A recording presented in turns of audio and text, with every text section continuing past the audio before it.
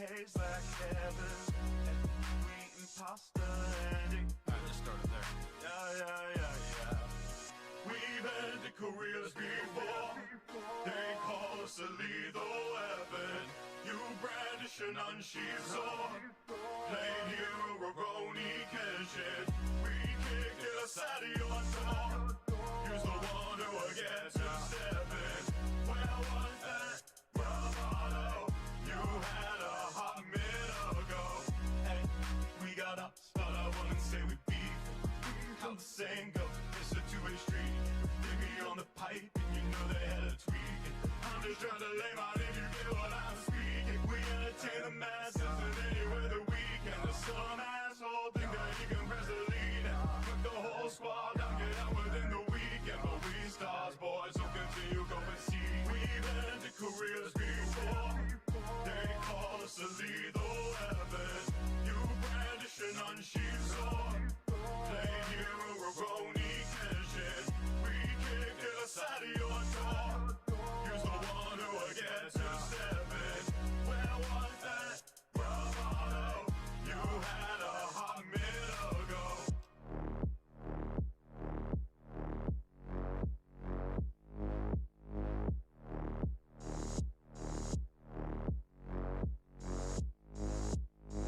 Talk big game till you learn it ain't one. Got your nails on this track's another freight ton. Not a single dub, so you gotta make one. Gee, yeah, domino, trying to cook some great stuff. You can keep talking, this be the season for hunting. We down and new in our treasures while casually pressing your buttons. You keep pretending it's nothing, but we can tell you be button. Drop the end us with a poker, but your face looking all tough. And we calling out all the bluffs and we telling you what is left. And we saying enough's enough, but you trying to keep acting tough. If you really think that you run, let me tell you, you ain't the one. Cause the song will be nothing speakers and the whole team finna pump it, y'all. We've ended careers before. They call us a lethal weapon. You brandish an unsheathed sword, played hero Roroni Kenshin. We kicked it aside of your door. Use the one who will get to stepping. Where was that bravado you had a hot minute ago? We eating pasta and yo, it tastes like heaven, and we eating pasta and it good. Yeah.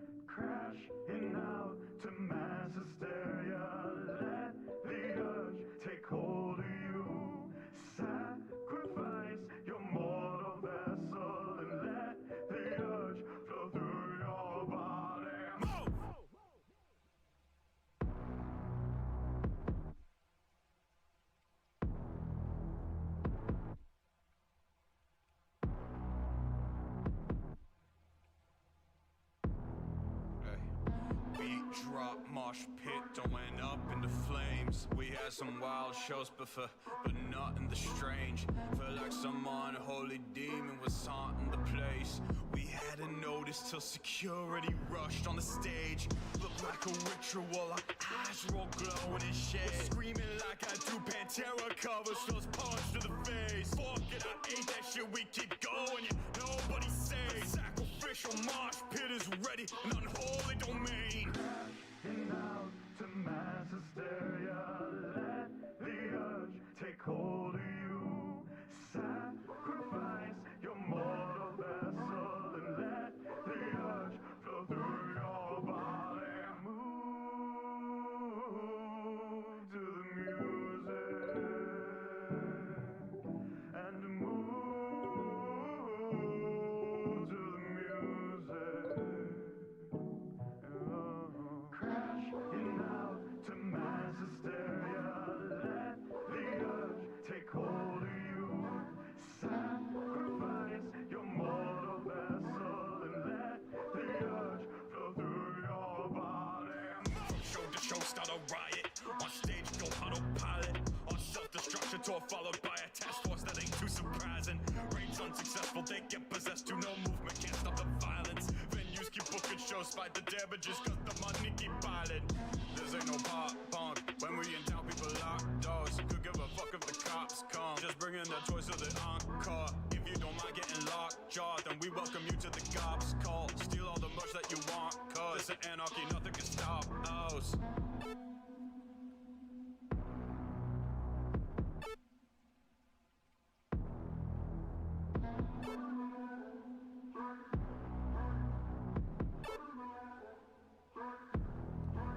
Actually, please don't steal the merch. Our supplier get real salty when that happened. They said they won't make any more if we keep letting that happen. So, like, you know, please make sure to buy a ship before the show start and the demonic energies take over. Okay, thank you.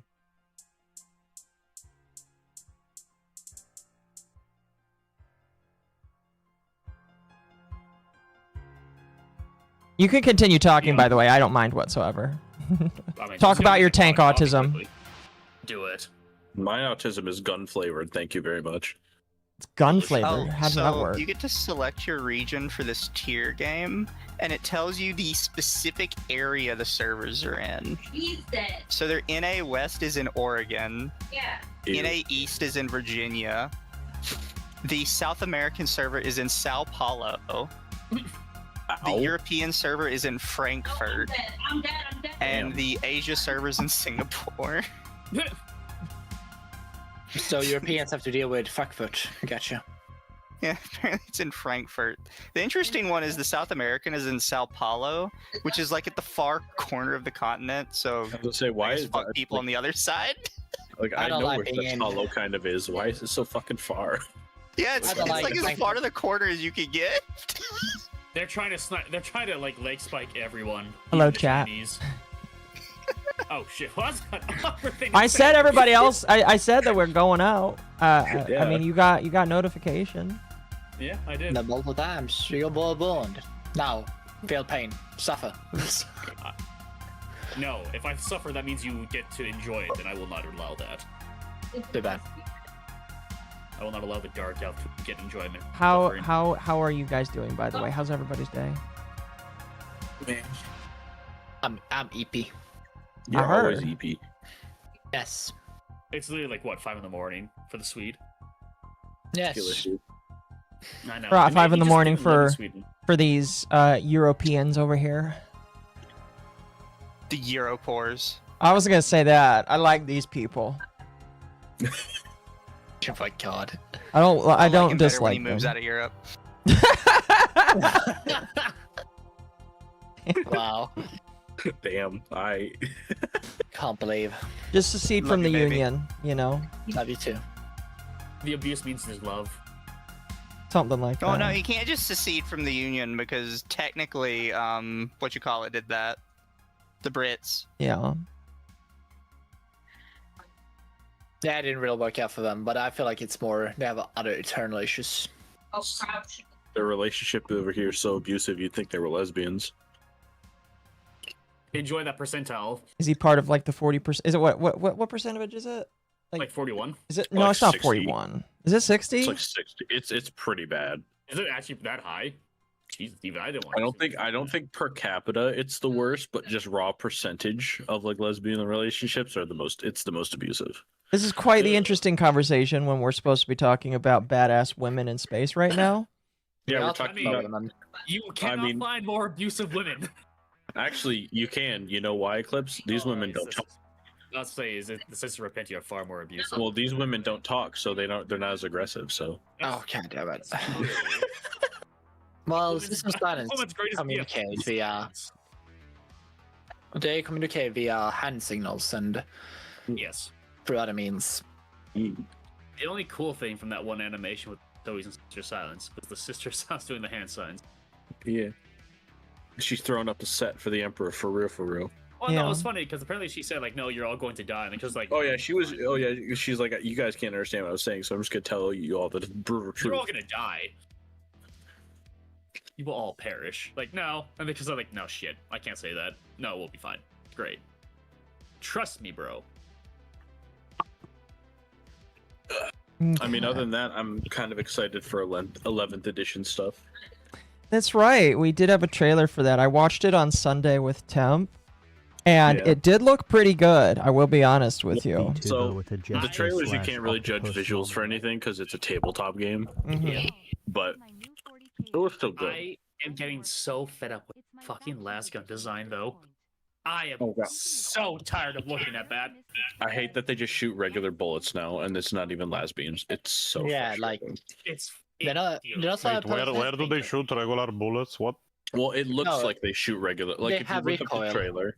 Well, it's not even just that. It looks like they just shoot tracer rounds now. It doesn't even look like in what is it? The one where Yarrick came back, you could see like the Deathcourt Krieg and like the Cadians. Should I just like they're shooting bullets. Here? If you send me the trailer, I can pull it up for chat. We're not going to play the audio because I don't know if Games Workshop likes to copyright their audio and stuff. But I can play the trailer for people. Something kind of weird. Isn't lasguns? It's supposed to be like I hold in trigger, a beam strikes from my gun. You can continue holding the beam up. Like it's still connected to the point I having it at, kind of thing. And when I hold on the trigger, is so bad. YouTube updated the search thing, and now it's stuck to the right side of the search bar. Oh, it's kind of like a laser pointer. You're kind of using with a lasgun, is it not? Technically, YouTube made the PO very wrathful recently because we were keeping a rhythm with our uploads to upload an episode of Lord Destroyers, the best of every 3 videos, because at that point they would all get aligned like on the left of the screen every time we uploaded one, and they will be in a column. Then YouTube decided to change the configuration of the video section from 4 videos to 3, and now it's fucked. Oh my god. Isn't it like how much you zoom in? Is this the newest video? Is this their newest video for 11? So this is the one. This Wait, is the one I have an where idea. the las guns is like projectiles. Oh, okay, fair It's enough. so bad. Like how it shows the lasgun is super fucking annoying. Fair, and it is gonna play without Supposed to- audio, just so that we can talk over it. Edition. I do. There's also. Oh, go ahead. I was just gonna say I love that man's coat, like the giant, like I don't know. I just like the. Yeah, I just big coats are dope. Big coats are pretty dope. I agree. When I get my I'll bring up another video. I'll put another video in the chat just to show like the comparison between like the lasgun rounds and this compared to another one, because there is. Oh my god, I see it now, guys. Well, the thing that was on that Chimera is a multi-laser, and that was just, it looked like a just machine gun. I still hold to the point where the people who are in GW right now, all of them are like new interns or new workers, and a lot of them kind of see this as a day-to-day job. Obviously, Occo is a bad example because it's a lost cause. Apparently, the Emperor is moving around because he is beaming Caramel Gonson in the warp to mess with the Chaos God. Here's how like the lasguns are in this cinematic you're watching compared to like in this. Okay, we'll watch that afterwards. It's far more, laser. Yeah, from a gun. And not a single Steel Legion was seen in this fucking video. Oh, dude, that no, they more. I don't know why they were born from this. It's not even. Do you remember what they told you to do if you wanted Steel Legionnaire minis? Just paint your Kriegsman brown. Oh I hate it so much. I hate it here. Why I want to get off. Suffering? I want to get off Mr. Bones' wild ride, please. I've only been half paying attention to the story here because it is muted, but like this guy looks very stressed out. He's still telling them all to retreat. He's telling them to retreat. Oh dear. He's telling them to retreat like big pussies. And now, yeah, one of the main things everybody complained about is that it is Armageddon and only see Arcadians and that Koro Krieg. There is no Steel Legion. Yep, I know, nothing, right? Not a damn thing. Steel Legion never existed. Never, apparently. There are no Steel Legion on Armageddon. The only Kriegsman and Cadian. Yeah, look at the yellow flashes from the las guns. Look at it. But look at here's the thing. Oh my God. GW has the idea of you cannot show anything on screen unless we sell it. Look at. That's the thing. Oh my God. It doesn't matter. I fucking hate it regardless. Chat says to lower Where's Attari's Otto? head. Chat, I can only do so much. He's a tall motherfucker. He's a tall What? boy. Sadly. Atari is tall, chat. You could probably play the audio from this one, Akko. From the one that you sent me? Yeah, it's like a Yeah, simulacrum, because like a video game. it's from the Also, All I don't know right. if you've seen them Eclipse. There's that like there's the like Aeronautica forces versus like the Eldar fighters. Yeah, I saw. So those are supposed to be las cannons on the Imperium fighters. Those aren't let for fuck. Yes. Well, Like, Also, these are that's- see look. So this is what they're supposed to look like? yeah, like lasers. I mean that makes sense because it is the 40K, so I would expect them to not be shooting bullets. I would expect them to be shooting lasers. Like, look at those models too. Those are las gun models right there. Oh, those are so much better. I'm hearing some bleed through there. Yeah, Yeah, my it's air. sad. Is it? Yes. What? Yeah, you're getting bleed through from all our. Fuck. It can't be for me. I have headset. I too have the my bad. headset. Oh, it was That's the problem. Pontius. Okay, let me try to raise a bit the volume. My microphone can pick up. They sound so gnarly. Okay, there. What the traitor guardsmen? Yeah. Yes. Yes. It's almost as if they're corrupted. Jeez. Yeah, but I hate how GW has the kind of thing where they change people's voices to be very gnarly. Well, to be Yeah. fair, That's not what I do. to be fair, I saw Wolfer's face. He sounds fucked up. He looks fucked up. He probably sounds it too. Yeah. I'm noticing that a lot of Yeah, people have eyeglasses. Is that just like normal? Those aren't eyeglasses. Those are replacements. Well, I know that they're replacements. Oh, fair enough. I mean, I guess if you lose an eye, that's a good replacement. Oh yeah, it's got Like, you know, here's the thing: if you actually look at certain places, because they are kind of like almost sometimes they are better than normalized because they add a lot more different things that you can actually use. Yeah, the expensive ones are just straight up better. Yeah. But like cheap ones can be like these blocky abominations. Probably give you severe. Or it can have the things that come with Sayara cast, which is a Belial, which Yeah, just it's- He has shoots a just little laser burns in his them. eye. Yeah. Because the But that orcs he did that solely because the orcs were spreading rumors about his eye. they're like, he could kill you with a look, that Hume, and then he put a fucking gun in his head and be like, oh, No, I can. that's here's the thing. There is in Rogue Trader, for instance, I know there's something called a Belial, which is just a melt a gun. in your Yeah. eye. Yeah. Yeah, Yeah. but the point is, Attari, though, is that he did give himself a laser eye just because the orcs said he could do it. That is kind of He funny. had lost one during the Second War of Armageddon anyway because of his wounds. It's not like he only lost one arm. Yeah. It is pretty funny. I mean, like orcs are dumb enough they're not going to recognize how bad it is to like make up rumors of that. All you need to do is convince the orcs to make up a rumor that like all I need to I'm gonna do say- is poke you and then you're dead, and then the orcs wish it into existence. No. wish, but Is so wrong with how orcs works in a sense. I know, I know. That's the meme funny to version think that about, Bricky though. will It's funny. explain you. I know, It's funny I know to it's a think joke, about. but like it's still kind of funny. Because there's some people who wanted us to talk about orcs before. I'm gonna be honest with you, a lot of people like orcs has a unique memory that is kind of consistent. A lot of orcs make they kind of like a meme is they whatever they believe is, but here's the thing: a lot of orcs that makes in all our entire across the galaxy are very similar weaponry that function in a very similar way in a very specific ways. Mm-hmm. Yeah.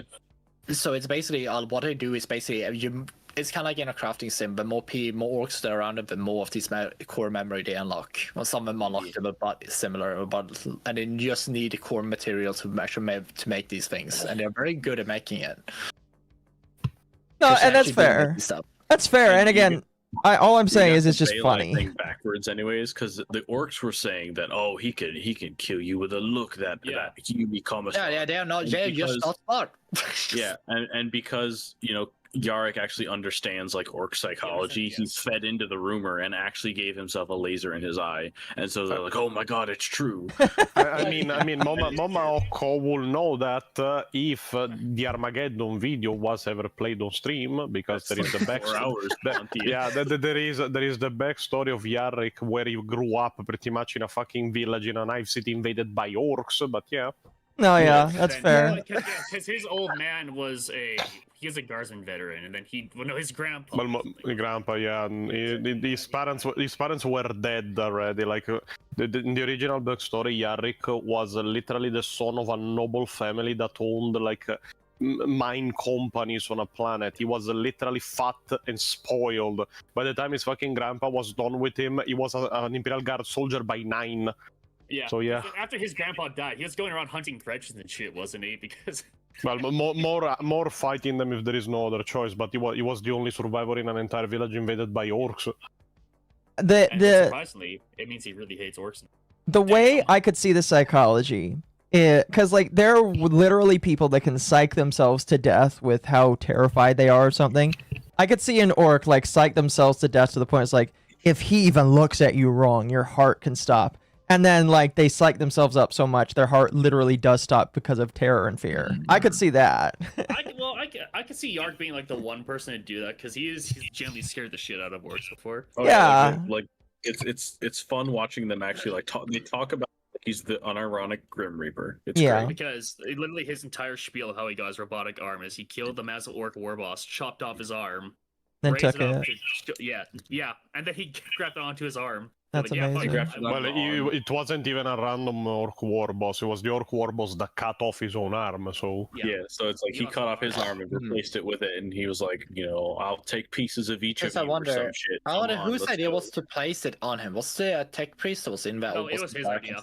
No, it was his idea. Like they wanted to give him either a bionic replacement or reattach his arm. No, he wanted the power claw of the orc that cut it off. Yeah, because I wonder, what did they actually mention why he decided to do it, like mentally? I don't think it's probably more psychology again. Honestly, probably psychological, because it's like, look, I'm taking your pieces of orc tech, I'm making it my own, I'm so fucking badass. Yeah. I'm the war boss now. I'm killing you with your corpse. Yeah, but like Yarrick was the main reason Armageddon survived the Second War. If it wasn't for Yarrick at Ivadis, they would have lost. Well, like even with the arrival of Dante, they were still like on a limbo. Well, I mean, it was him also disobeying the orders of like what the hell was the name of the leader of Armageddon again? Herman von Straub, but he didn't actively disobey the order. If anything, he went behind von Straub's back because he went behind his back too. Yeah, because von Straub didn't want to call for help from the wider Imperium, so Yarrick decided to go and do it himself. And because of that, von Straub banished him to Ivadis, pretty much for going behind his back and like undermining his command. Not knowing that by banishing Yarrick to Ivadis, he pretty much sent him to the only fucking place he was useful in. Yes. Because like Yarrick at that point was on the verge of retiring. He came out of fucking retirement just to fight the orcs. Yep. I mean, he didn't want to retire. Like, I don't want to. Like, no. I still have work to do. Orcs are funny boys? Yeah. Yes, they are for funny boys, chat. They are. They are funny, yeah. Anyway, this isn't a stream about orcs, but it's a funny little tangent there. Yes. No, today is I decided to name it like the stream about the most badass women in 40K, the Sisters of Silence. And I feel like I feel like my thumbnail was pretty appropriate. The Golden Girls. What's funny about the Sisters of Silence is, at least to me, that the artwork is wrong. Oh, is the artwork wrong? I was told that this was like perfect artwork to use for the thumbnail. This is a Sister of Silence, but it is not canon. It is not canon. I gave a few good ones from you to pick from, and this is one of the ones where it's like it looks good, but it's technically wrong. Sid, I can't believe you. Could have literally just called the fucking stream Silence is Golden. I can't believe you, Sid. I'm gonna have to yeet you. I mean, it could have been also called a woman unicorn. Because listen, I can believe in demons, I can believe in psychers, I can believe in everything, but not a woman that decides to actively not speak by her own choice. Mm-hmm. I mean, you have never met my mother. In hindsight, the second best female fashion in Warhammer 40k is a bunch of women that literally cannot shut the fuck up. Oh god. Yeah. You say that, you scoff, but it's true. The thing about the Sisters of Silence, or just like really the women that are actually like canon to 40k, not the new shit, but like it's always just been weird because like when I heard about them, I was like, I'm surprised that they don't like elevate these cool people over just trying to invent something else. It's just like the way that 40k has always been structured. I've always kind of seen it like the Boy Scouts and the Girl Scouts, where the Boy Scouts have their own place and they do their own thing, and then the women have their own thing as well. And it's just like, why now they're trying to meld them together, and it just doesn't feel as cool to me. Well, that's the thing. Like, they could have elevated us, because if I recall, I keep hearing about the gene labs. I forget where the hell they are, though. Yeah. But they're like massive gene enhancements for like your average human that you don't have to turn into Space Marines. Right. I mean, that is technically now forbidden technology locked down in the Himalayan mountains where the original laboratory of the Emperor was. And good luck getting in, because like even in the Book of Deliverance Lost, when he actively sent Korax, some Space Marines and Custodians to retrieve technology to create the Raptors, even there, like, he sent them, gave them all the info and stuff, people still died to get in there. Like, was that dangerous and heavily protected, so don't think, like, anyone sane will have even... Like, it was just that heavily secured, essentially. Like, they had to essentially break in, and they lost people doing that. Yeah, pretty much. Fair. Even was like, no, this shit's gotta be kept on lockdown. This shit's dangerous. I had to betray Satan for this info. Now, I am curious, I have a because meme, but I do... Wait a minute. Oh, fair. I was told that, like, they're not on the same power level as the men are, but the female basically the Sisters of Silence and a lot of other characters, like, without the enhancements, can pretty much do a lot of the same things, just in their own different kind of way. I mean, how it is described in the books, it's more of both sides are strong, but not both sides are equally on how strong they are. It is more of a matter of they balance each other's out. Pretty much how it is described in the fighting department when it comes to Sisters of Silence to the side of the Custodians in the books of Watchers of the Throne, is that the Sisters of Silence mainly fight in the gaps left in a custodian line. What I mean by that is, being that they are smaller, thinner and everything, they can literally fight in between custodians fighting, attacking the enemy where they cannot. Pretty much, if there are like if there are 4 custodians fighting around, they can move between the legs, on the sides and everything, like pretty much stabbing from below. So they're ankle stabbers. It's like if I'm fighting with a dwarf. Damn, so all females are dwarves? It's pretty much Legolas and Gimli, but instead of throw me, I'll stab them in the dick. Yeah. Goddamn. I'll shove this flamer. So which is which then? That's the thing. They don't fill Silence do not fill the roles of custodians. They fill the gaps so that they kind of like missing essentially. Also not physically, but also the demonic aspect. Like, they're great against demons. Yeah, which we'll get into, but they also fill a critical anti-psyker and anti-demon role that the custodians naturally can't. Yeah, especially if you go to the high level, there are the most powerful, not counting their like main Sister of Silence, the Oblivion Knights. I'm not remembering the name of the rank of their commander, but yeah, like if you go even to the high level of the special forces, like the Oblivion Knights train and are powerful enough to take on an alpha level psyker. Now, that might not mean something, but that's just one level below the Emperor of Mankind. So, but it's basically this. Yeah. Yeah, pretty much. Demons quail in fear at the T-posing sister. Is that the true? Backwater planet is not even random. I think it is under excitation to 913. Girl from a backwaters planet, born with a fuck you demon gene. Immortal chaos, fought, threatened. Just look at Jurgen, that good boy. Oh, That is pretty funny. Jurgen is pretty funny though. Jurgen is a good boy. He will roast a demon, then serve you up some tea. I mean, But Jurgen is a everyone- master gooner. Remember more this, teaser, chat. more Tana. Yeah. Absolutely. Alright, Every time. I reposted the video just above that meme so we could find it easy. Okay.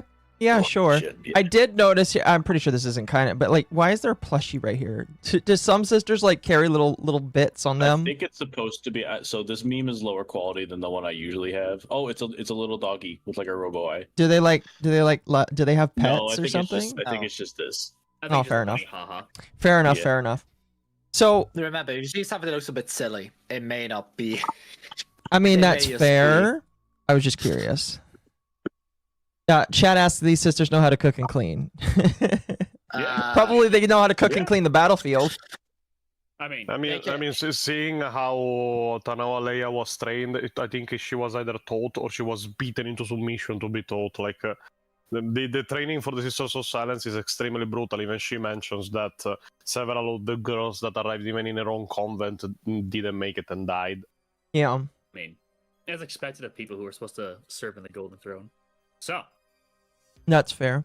By the way, chat, I will get to your super chats as we go along here.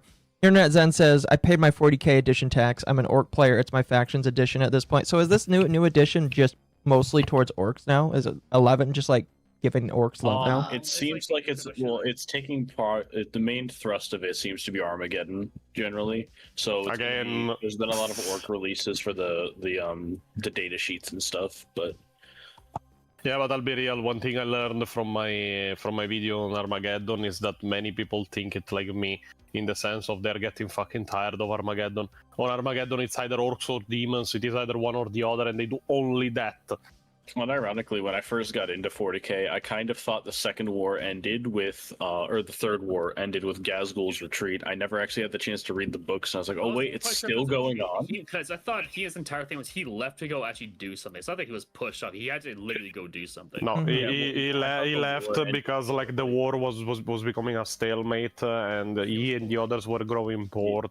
So he left and went to Octarius. I thought it ended proper and like they withdrew from the planet. I didn't realize it was still going. No, in fact, it is why in the video we never call it officially the fourth war for Armageddon, because the third one never ended. It's just that there are now even more enemies to fight. Yeah, when I now like, oh, shit's going bad. Next thing you know, oh, suddenly there's Necrons below us. Well, fuck. They tried that. They retconned it.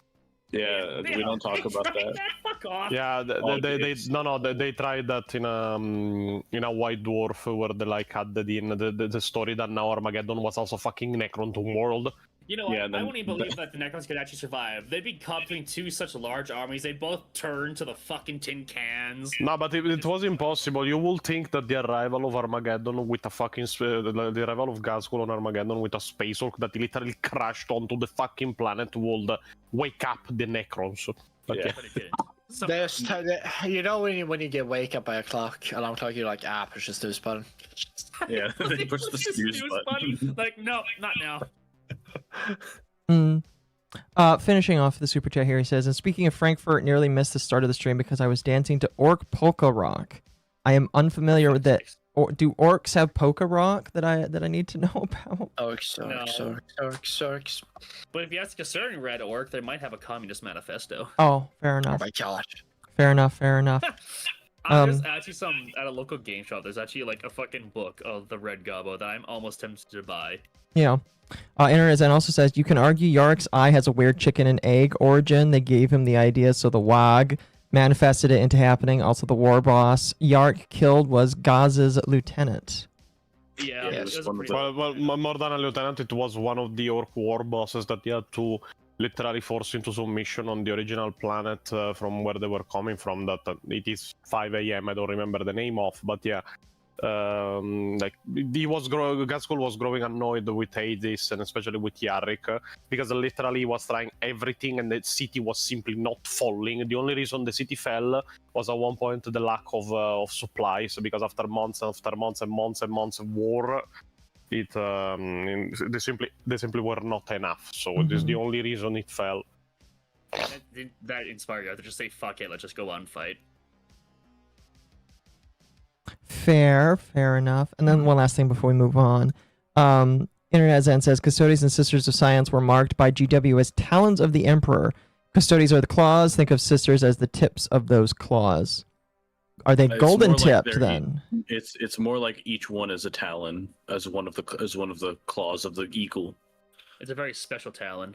Well, so, not really. In this case, I would consider it more like, as I even subtitle my video, Talons of the Emperor is a bit of a wrong title to give the Sisters of Silence. It is a good title to give both the Custodians and the Sisters of Silence together, because they are the main, because they are the main weapon of the Emperor against all of his enemies. But generally, for how I see it, many people see it, while the Custodians are the right hand, the Sisters are the left hand. The left hand is usually used for defense and the right for attack. And being that the Custodians are more physically capable of war, and the Sisters instead are more easily capable of contrasting anything warp related, it is safe to say they are more of a defense than a real weapon. Well, it's like a scalpel, like to cut out certain threats almost. Yeah, they've always been supposed to be, the talons is supposed to refer to both Custodies and the Sisters. Yeah, I feel like it's also like more like a parrying dagger you have on the sidearm. Well, there's specifically a Custodies detachment called the Talons of the Emperor, and it's when you use them together and they buff each other literally. If you keep them near each other and shit.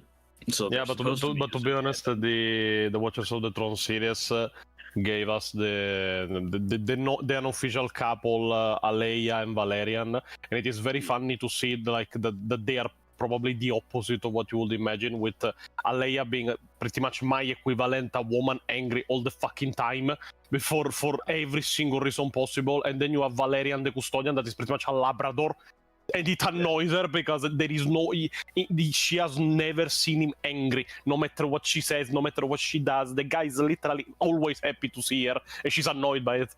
It's literally it's the meme of the angry goth girlfriend with her golden retriever boyfriend. Pretty much, yeah. It's funny as shit. Fair. Why are you trying to get into female space like that? Are you trying? I feel like okay, they said this was a joke, so I'm assuming this is a joke on the reverse of male spaces. It won't work. Everyone will fought hard to preserve their space. I'm pretty sure they're joking about the Custodies. Yeah. I was sitting here and I was like, what are you talking about? Everybody's here trying to preserve the male space. Anyway, so you threw a video in here. Do you think this would be a good way to kind of like do as an introduction? It's a pretty solid video, yeah. I wonder who made it.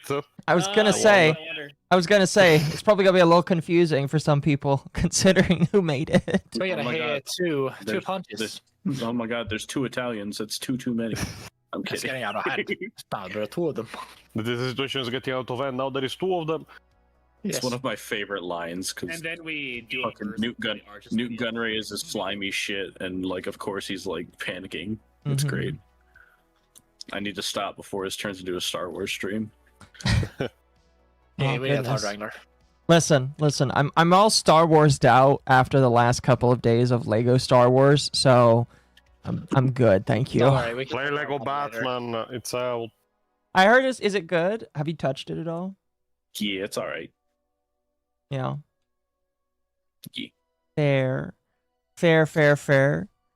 Well, here, chat. Let me go ahead and throw this video in for you if you want to watch it without obviously the extended commentary here. Yeah. This is. But this you get the behind the scenes commentary with the creator. Ooh. Exactly. This video is 9 days old. That's pretty damn fresh. Yeah. It's almost like I picked this video for a very specific reason. And it's not even the latest video we released. No. Fair enough. Fair enough. The only good videos I know about the Sisters of Silence is Arch's video and Pontius's, and Arch's is a bit longer than this, and this one is new. It's longer so by like 18 minutes, Sid. Yes. I wonder what the fuck he spoke about in those 18 minutes. It was pretty good. He went more into like war gear stuff, but that's what Arch does. He talks about war gear more. No. For that, we will need a separate series that we're already working on. No, and that's fair. That's fair. But yeah, he likes to do logistics too. He likes to do the same to the Great Knights. Talk about like what gear they have, like what branch each does what. Like, oh boy. That's his side of the Warhammer the autism. logistical part, but like our series of what is more of a general overview. Like we talk generally of the equipment, but we don't go into if you want logistical autism, you go to Arch's videos. If you want general well-rounded lore, you go to Pontius. Yeah. It's like extreme autism versus simple autism in a way. My autism is still fucking extreme to the point that I had some of the artworks that you will see in the video actually were separated into different pages of codices, and I had them reassembled together just to use in the video. But like rest assured, both require a high level of autism to even. I was gonna say. I was gonna. Listen, somebody. I was gonna say. I don't think people need to have competitions for who is more autistic than the other, because I already know. I already know who the king of autism is, and that's me, because I have a yippee, and so I already win. You have many Does that mean? All right. Does that mean you've infected me with the autism? Yes, exactly. Oh, no. If you have a yippee avatar, you're just part of the autism. Do I have to pull the final card? Like I have an army, I have an orc, you have a yippee, I have a PO. You know what? That might be a little bit more autistic. I don't know. Occo, if you think about it, PO is kind of yippee coded. PO did. He overthrew Brazil, and he still doesn't have a tomboy GF. He's all white. He's kind of slow. I think he's a yippie. Oh, fair. It will be very funny when the body pillow PO comes out and it's not even a joke, it's being worked on, because I asked the artist one very specific thing. We are putting PO in front of it and his back behind it. Can you draw him a butt? And he did. Can you show us PO ass? Maybe. No, it will be shown when the body pillow is out. Did you have to send a reference? Did you have to send a reference, or did you? Just the press P on the front and the behind of the PO with an ass on the other side. That's fair. I was like, here's a rough reference. You can take as much creative liberty as you want, and I'll trust you. Okay. It's just PO blue screening. I think we have I think we can test whether PO's a yippee or not. Pontius, how much ice cream does he eat? Too much for what I pay him. Oh, Jesus fuck. Christ. Oh no. I think I'm onto something here. You might be. Body. It might be like another genetic branch of the yippee. Body pillow PO. Yes, body pillow. Listen, everybody likes waifus. Other people like having their war criminals on their body pillows, or the tax evaders, depending on which side you like more. I think PO is like the yippies, like Italian, like evolution branch, like how there's different like types of dogs in different regions. Okay, so does he classify as a Doberman then because of the small brain?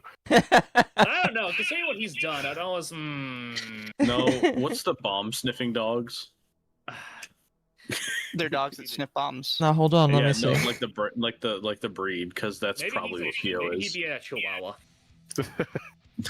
Well, to be honest, seeing the small head and the big body, yeah, it's fitting. Well, with how angry he gets at the end of this video, you might be on the subject. So just be an image of like Pontius holding up like PO in like a fucking purse. He's a fucking purse dog. Google specifically says that it could be multiple different types of breeds, but the common ones are Labradors, Retrievers, German short-haired pointers, and German Shepherds. I think Golden Retriever, because they're kind of, no thoughts, head empty. No, sometimes. It doesn't say Golden Retriever. It just says Retriever. Oh, well, that's fair, too. They're all kind of no thoughts, head empty. I mean, people at this point have even started creating, like, fan-made wikis for PO, even if it is just screenshots. I remember during the 40K Jeopardy thing, PO was the judge for one of the rounds I was in, and he kept losing. He kept literally having like ADHD, like ooh shiny moments, and like forgetting what he was asking. It was really fucking funny. It was. Who made him the judge for a fucking like? Shock, so one of my funny. moderators, he found it funny. It was because like we would take a second to answer a question and we'd answer it and he was like, "What? Sorry, I was distracted." Sorry, I was trying to evade my taxes again. Oh, it was so good. Oh my To god. be honest, the funniest thing was that I was literally being called in by literally fucking everyone for like answering questions. So everybody was like, "Okay, who could I ask? The guy that owns this place." You could put a friend of anyone in the server, and Pontius, Shock, and one other people were getting constant DMs the entire time. It was so good. Like, what's the point of hiring you fucking judges if you can't even answer do your job correctly? Fuck. Oh, it was good. No, it was more to help, like because like there was the option to call in for help for people that didn't know like specific pieces of lore, and yeah, it ended up being like that. Yeah, it was funny. I almost got in the semifinals, but me and my partner got tricked up on the wording of a question, and we lost by 1. Yeah.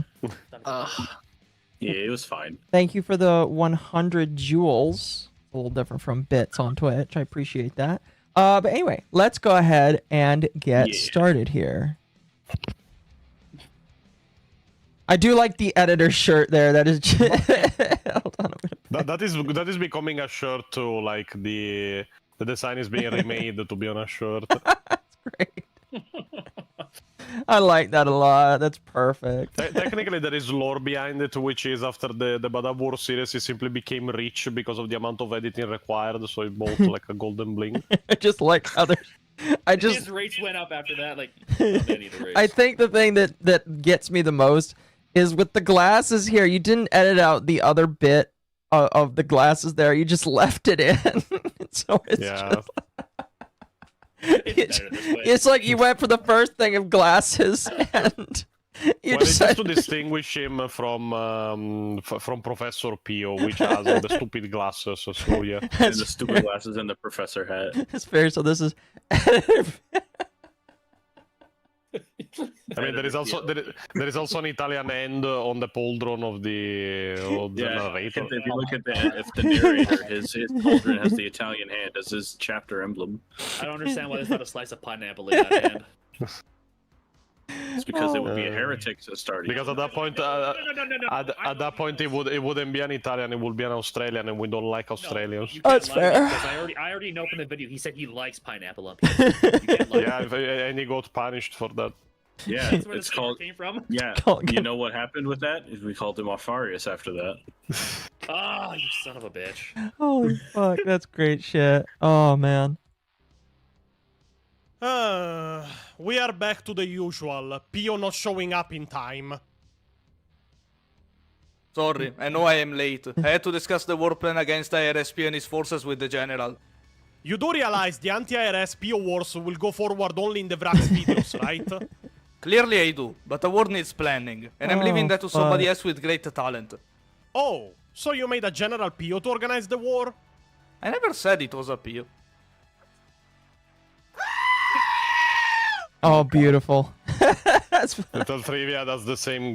That's a goat that canonically in the universe of the lore of the videos. I edited in the video of the Imperial Guard just to annoy Pio, and Pio promoted it to General of a War. That sounds about right.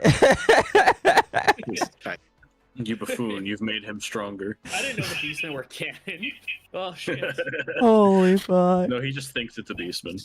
Like, yeah, totally. Yeah. Fools may call these women abominations, hags and freaks. Only the wise know the sisters as the bravest of all humanity's saviors. They who battle chaos itself. Huh? The opening's always so epic. Oh, It's a little Pio on the shoulder, and then Pontius is up in the background. I just realized He's trying that. so desperately to get a woman, like, please. I mean, still my favorite version of a thumbnail was the one about the Damocles Golf Crusade, where Pio was surfing a Tau drone. Oh, I saw that. He's just surfing it. It was funny. Radical. Yeah. I was half tempted to just like slap him on the thumbnail somewhere, but I didn't want to give people the impression that he was showing up tonight. No, Pio unfortunately has done the ultimate mistake in his life. He has fixed his sleeping schedule, so... I mean, that's fair. The fool. That's fair, that's fair. Oh goodness. See, One day I will join that. it's really funny, like when people talk about fixing sleep schedules. Because when I was a little kid, I really hated going to bed on time, and I was like, when I'm an adult, I guess I'm just gonna have to do this my whole life. And then when I became an adult, I was like, what the fuck? What's a sleep schedule? If I have work and then I come home, I want to enjoy the rest of my day. So I'm up till 3 or 4 a.m. and then I get 3 hours of sleep and then I gotta go do it again. I kind of miss being a kid now. You want to get the extra time for fun, and you see, exactly. How can I slice away? Sleep. Of course. Oh. It's obvious. It's optional. Sleep is optional. Work is not. It's optional until you forget what year it is. Caffeine I've done exists. I've done that a couple of times, but it's dangerous for me because I work at a factory. That is dangerous for you, yes. I will say though, I am at the point now where I'm at least getting 5 to 7 hours of sleep, so that's enough for me to drive. Becoming an adult. Look at that. I know, right? I get at least 5 hours. Everyone praise Akko. He's a real adult now. I try. Yeah, totally. I try. The Yippee really is old now. She's old enough. I mean, she knows that if she wants to get the ice cream, she's got to go to bed so that she can get up and go to work so that she can afford it. The has a beak and a walker now. It is really old. Oh my god. Oh my gosh. You are an old man now. Oh my god. I don't want to clean your beak before sleep tonight. I don't want to tangent too hard, but I did see a video where somebody found a bird whose beak was like broken, and they 3D printed a replacement for the bird so that the bird could have a beak again. I saw that. It was kind of precious. Right? Yeah, someone did it for a toucan too. Yeah. I've seen it. Dark Knight says no girls allowed. Yes, no girls allowed. But except for these ones. These ones are cool. Yeah, these ones are acceptable.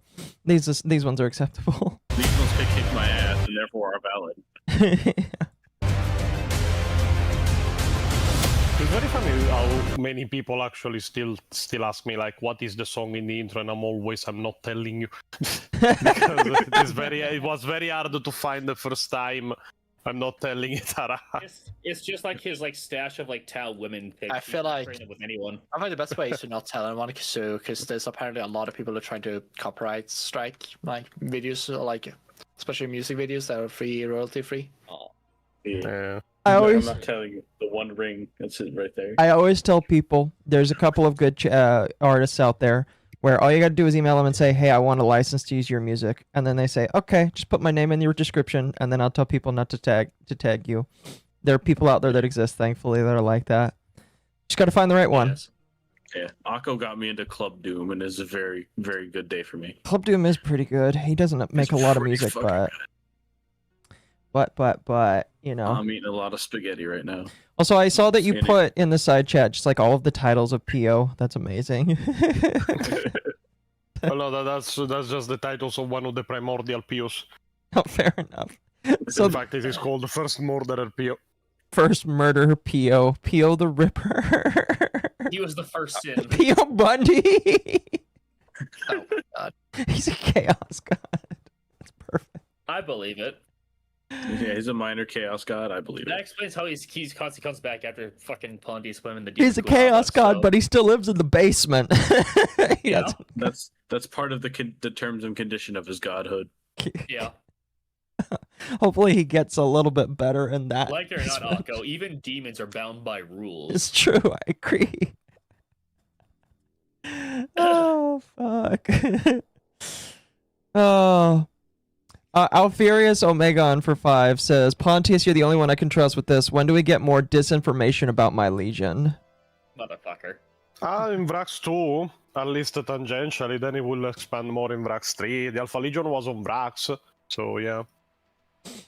As much as they'd like to think otherwise. No, we weren't there. Lies. Lies. Some of my favorite Alpha Legion shenanigans happen on Vrax. Yeah. Yeah. Oh, goodness. Alright, let's continue.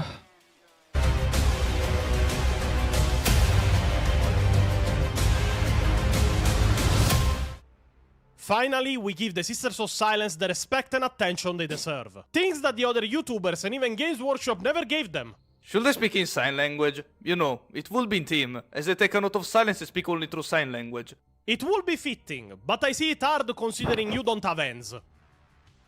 I lack knees, I lack hands, what do I even have? I would say neither do you, but... At least he has a cape.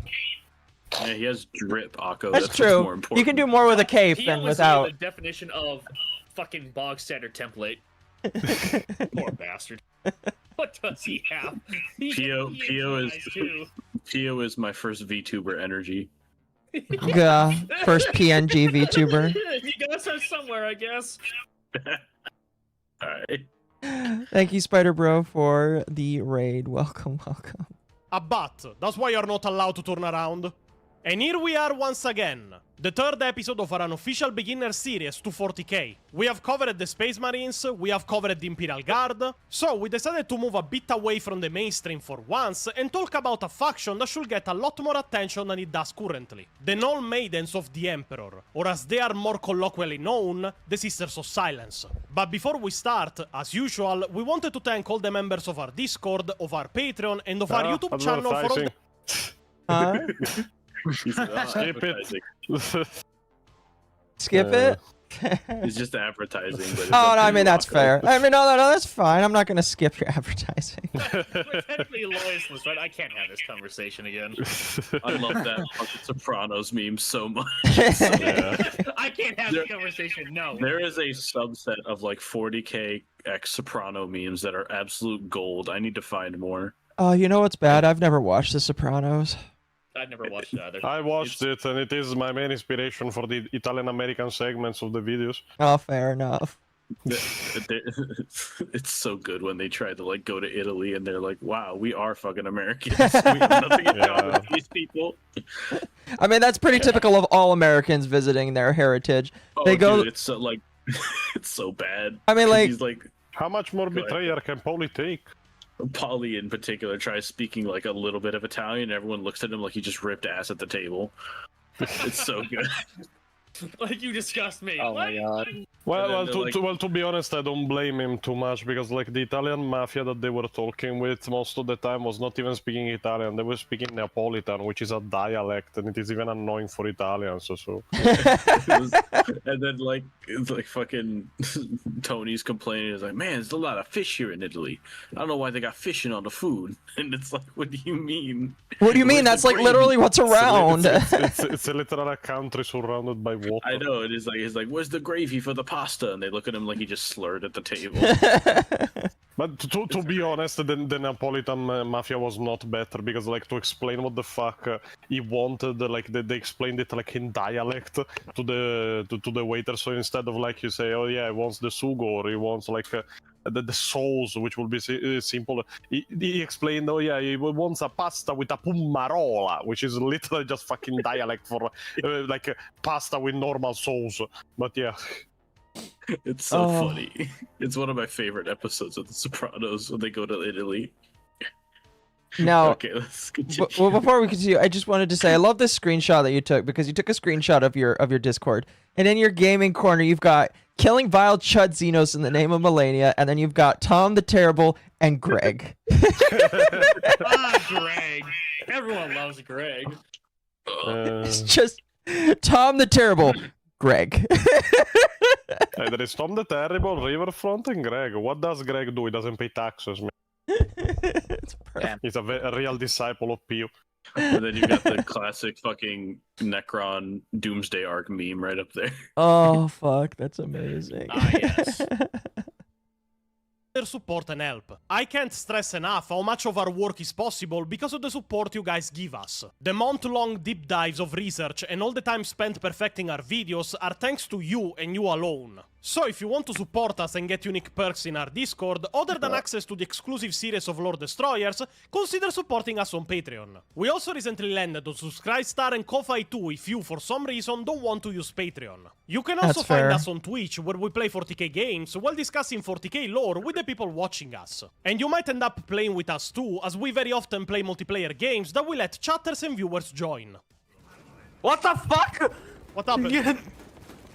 The Vortex Beast? What the fuck? I love this. What? Oh, that popped up in fucking Siege. Dreadnought, Fantastic. please I hate it. kill the fucking thing. The main problem with Siege now is the fucking timer in the upper right corner. Yeah, they literally made it almost fucking impossible to finish it. By wave 19, nothing dies. You can shoot things for half an hour. They simply don't go even like in fucking execution mode. That is what kills us most of the time. Oh, really? Yeah. So how do you win? Do you just extract them before it gets that hard? No, the siege never ends, quote unquote. The siege never ends, but technically the end is around 25. We have never even beaten 20 with these new conditions. Oh, jeez. I've only ever gone up to like fucking 21 or 22. It's annoying. With this new stuff or with the old one? I didn't play enough, so there's the old stuff. Yeah, the old one was completely doable. There were a fuck ton of enemies, but they didn't become that much stronger and didn't there were no maluses. Now there is maluses every 5 levels and the timer. And the problem with the timer is one, there is no cap. So the more you play, the harder it gets to the point where stuff literally stops dying. I literally unloaded the flamethrower on an enemy at one point at wave 20. It didn't die. It didn't. At one point, I can see the logic, but they didn't, because they reduced the number cap, because before there'd be so many enemies, but now, like, this new system becomes very infuriating to fight against. No, I would be surprised to see anybody fucking complete this with wave 25. Like, Jesus, it's almost impossible now. I'm almost tempted to try now. Like, me and P are not bad players of Space Marine 2, and some of the people we played with were actually pretty good, but like generally it is more of a problem of by the higher waves you start getting bosses in normal fights, and the bosses get buffed too by the timer. They are not like weaker. So every enemy is stronger, the bosses are stronger, they have a ton of health, they almost one-shot you most of the time, there is a crap ton of them, and you end up having to unload on single enemies to kill them. Like, there is a stream where I was getting pretty much chased on the entire fucking map by Tyranids. I was unloading my fucking flamethrower grenades, melta bombs, using my abilities. None went into fucking the state of execution. None. Amazing. Yeah, it was annoying. I love balancing. Yeah. Okay. I feel like I'm almost falling asleep, so I think I'm gonna call it for tonight. Okay. Have fun. You have a good night. Resurrect him later. We lost the Dark Elder femboy. Oh no. That's what the homunculus is for. Oh no. I will return a different time. All right, now good we night. can say knife ear slurs. We can't, yes. It's completely acceptable now. I mean, to be honest, knowing the Dark Elders, they're the first ones to say it. I would have said them regardless, but... Now you can do so without, like, feeling bad about it. I would use the dwarf. I didn't feel... I wouldn't feel bad about it. What do you mean? No, I'm worried that the Dark Elf will get sexual pleasure from it, so... Good night. Good night. Good night. Okay, let's continue. Look at me, boss!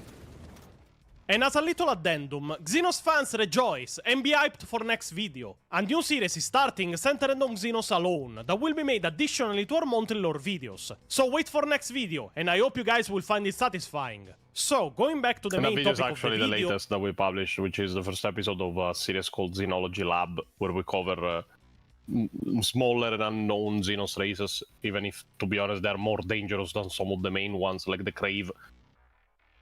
Okay, and how's that going? Is it doing good? Oh, yeah. That's good. In the rain den. That's lovely. They're pretty bad. Ah, that's great. I mean, what stopped them from being more powerful than the Ragnan was that there is not that many of them.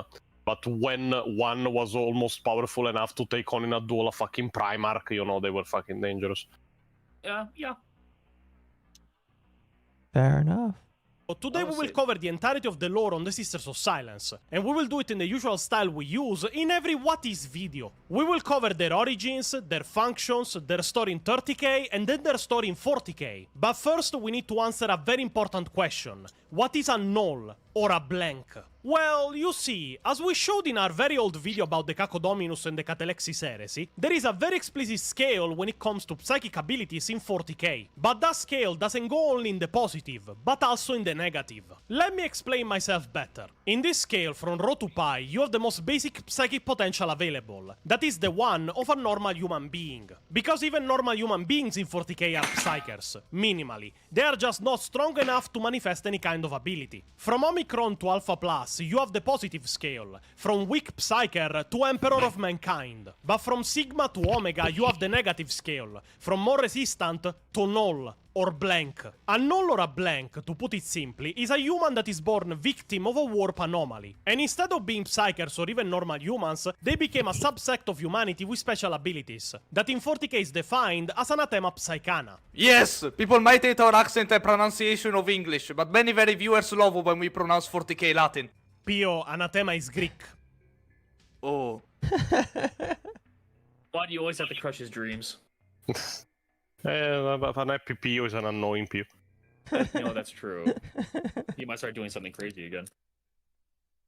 He might start thinking he has rights. He might think he might be allowed to live outside of the basement. Like, no. Oh, goodness. I could understand why some people would get a little confused with it. If you're not, like, paying attention, I think some people, especially Americans, would confuse the two, but it is definitely... Latin, Greek, all the same. I mean, like, eventually, if you go down the line of, they all, like, came from the same group of people, but, like, they're not now, so...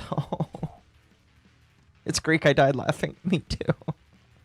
But at this point, a new question arises. The Sisters of Silence are all known as Null Maidens, so they are by definition all blanks. But what are the abilities and traits of a blank exactly? The Daughters of Anathema. The most singular thing about the Order is that each and every one within its ranks is an untouchable. A rare subset of humanity who casts no shadow in the war, and whose minds are immune to psychic assault and an anathema to those with psychic powers. Their mere proximity is enough to cause psychers discomfort and pain. And in truth, they will even sow fear in the hearts of those whose minds are without the psycher's gift, no matter how strong-willed they may be. Is there a reason why they make psychers uncomfortable? Is it just because they're... Is it just the aura? They don't have a soul. Psychers can like perceive the soul of any living being. It is more of a material reaction to something unnatural, because as it is explained later, even in this same narration, it is more of a matter of like the uncanny valley, but instead of being like materially spiritual, like they are perceiving something that should be alive but is instead without a soul while being alive. It is a preternatural reaction. Like even like normal humans get disgusted by like blanks and pariahs. Well, disgusted in some cases, depends how powerful they are, because in others they actively become hostile. In fact, very many cases of angry mobs, like lynching a fucking child. Well, yeah, that's why most like blanks are rare, because most of them get killed in the crib for the most part. Yeah. Yeah. I've heard like the rumor like Jurgen it kind of came Jurgen. Like I heard like his smell is like not actually his smell; it's actually like the blanks gene in him. It's kind of a combo of both. Like, yeah, it probably smells like shit anyway, but probably the others just perceive his lack of a soul as that.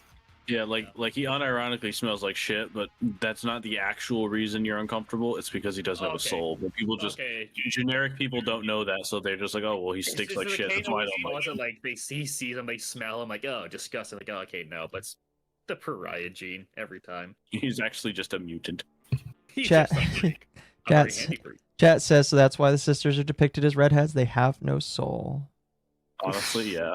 I mean, it is very funny. It is almost as funny as the depiction of the female custodians. They added them to the army of the custodians and then made them fucking useless, and if anything, a liability. It was very funny.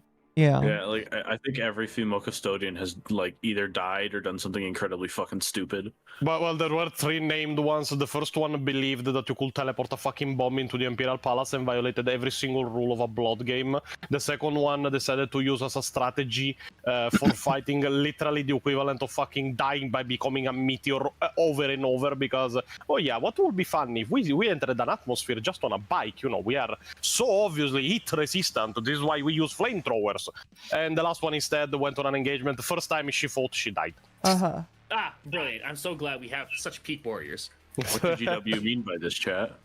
Chat. What do you mean by this? You made Chat asks. There is an entire meme that somebody made on my Discord with like make it a quote where I just go because somebody asked about the 10th edition like nerf that the Custodians had, and I explained, oh yeah, they added woman in it and then made them fucking useless. What did the consortium mean by this? Yeah, I was going to say like it just I'm never gonna stop. Garbage. I'm never gonna stop coping about that nerf. I'm so upset.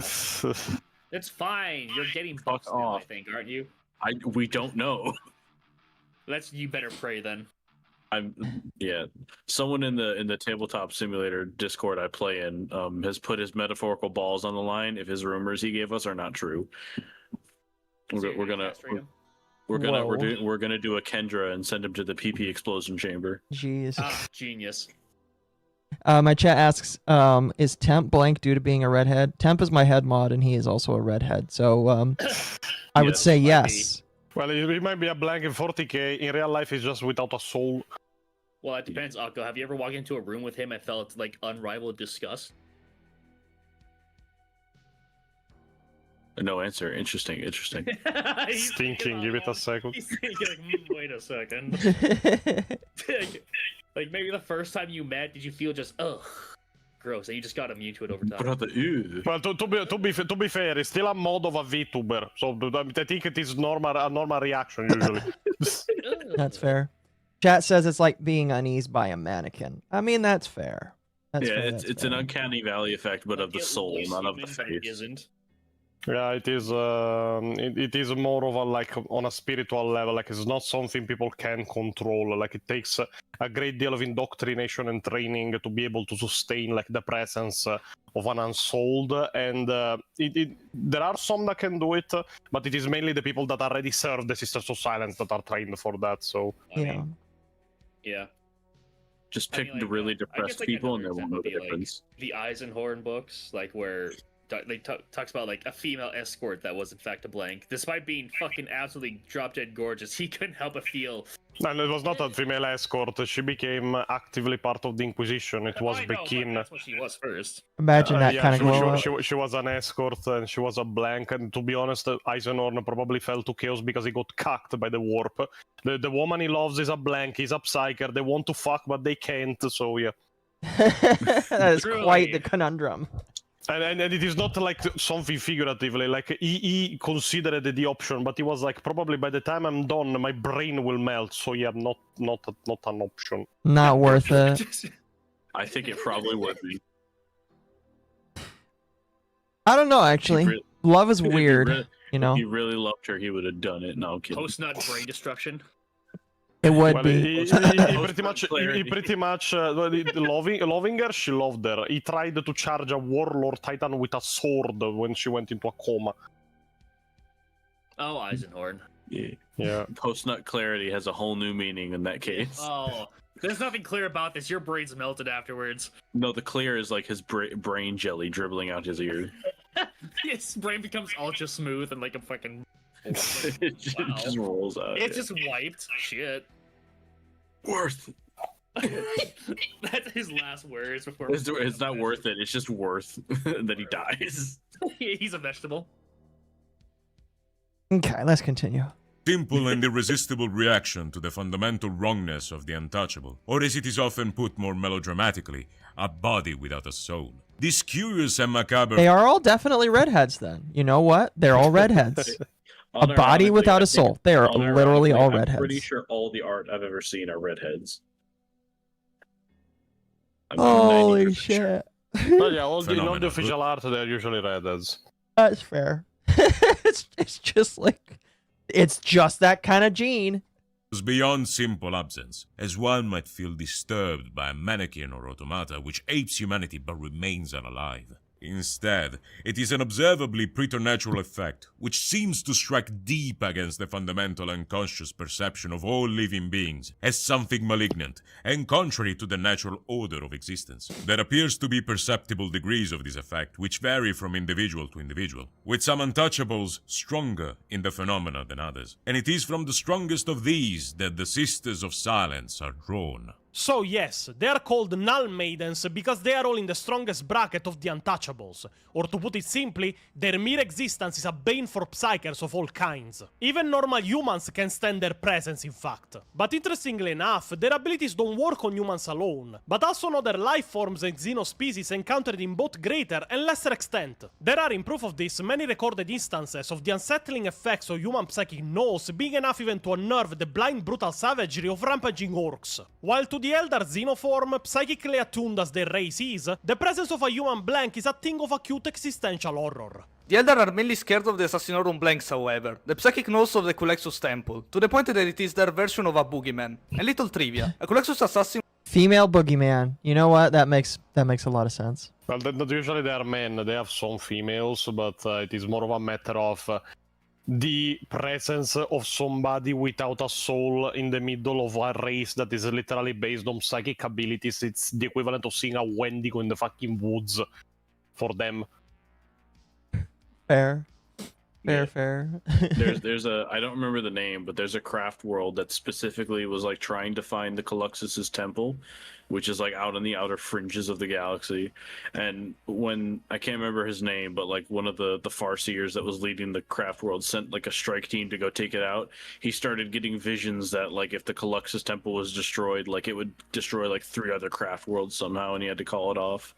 Well, Jenna, it was not a matter of it being destroyed. I don't remember the name either, but I know the story. What he saw was not only that the strike team will obviously fail because you are sending psychic beings trying to attack literally a force of assassins made by anti-psychers, but by retaliation, the fucking the temple would have gone on a rampage and destroyed several craft worlds just to make the elders pay even for the affront.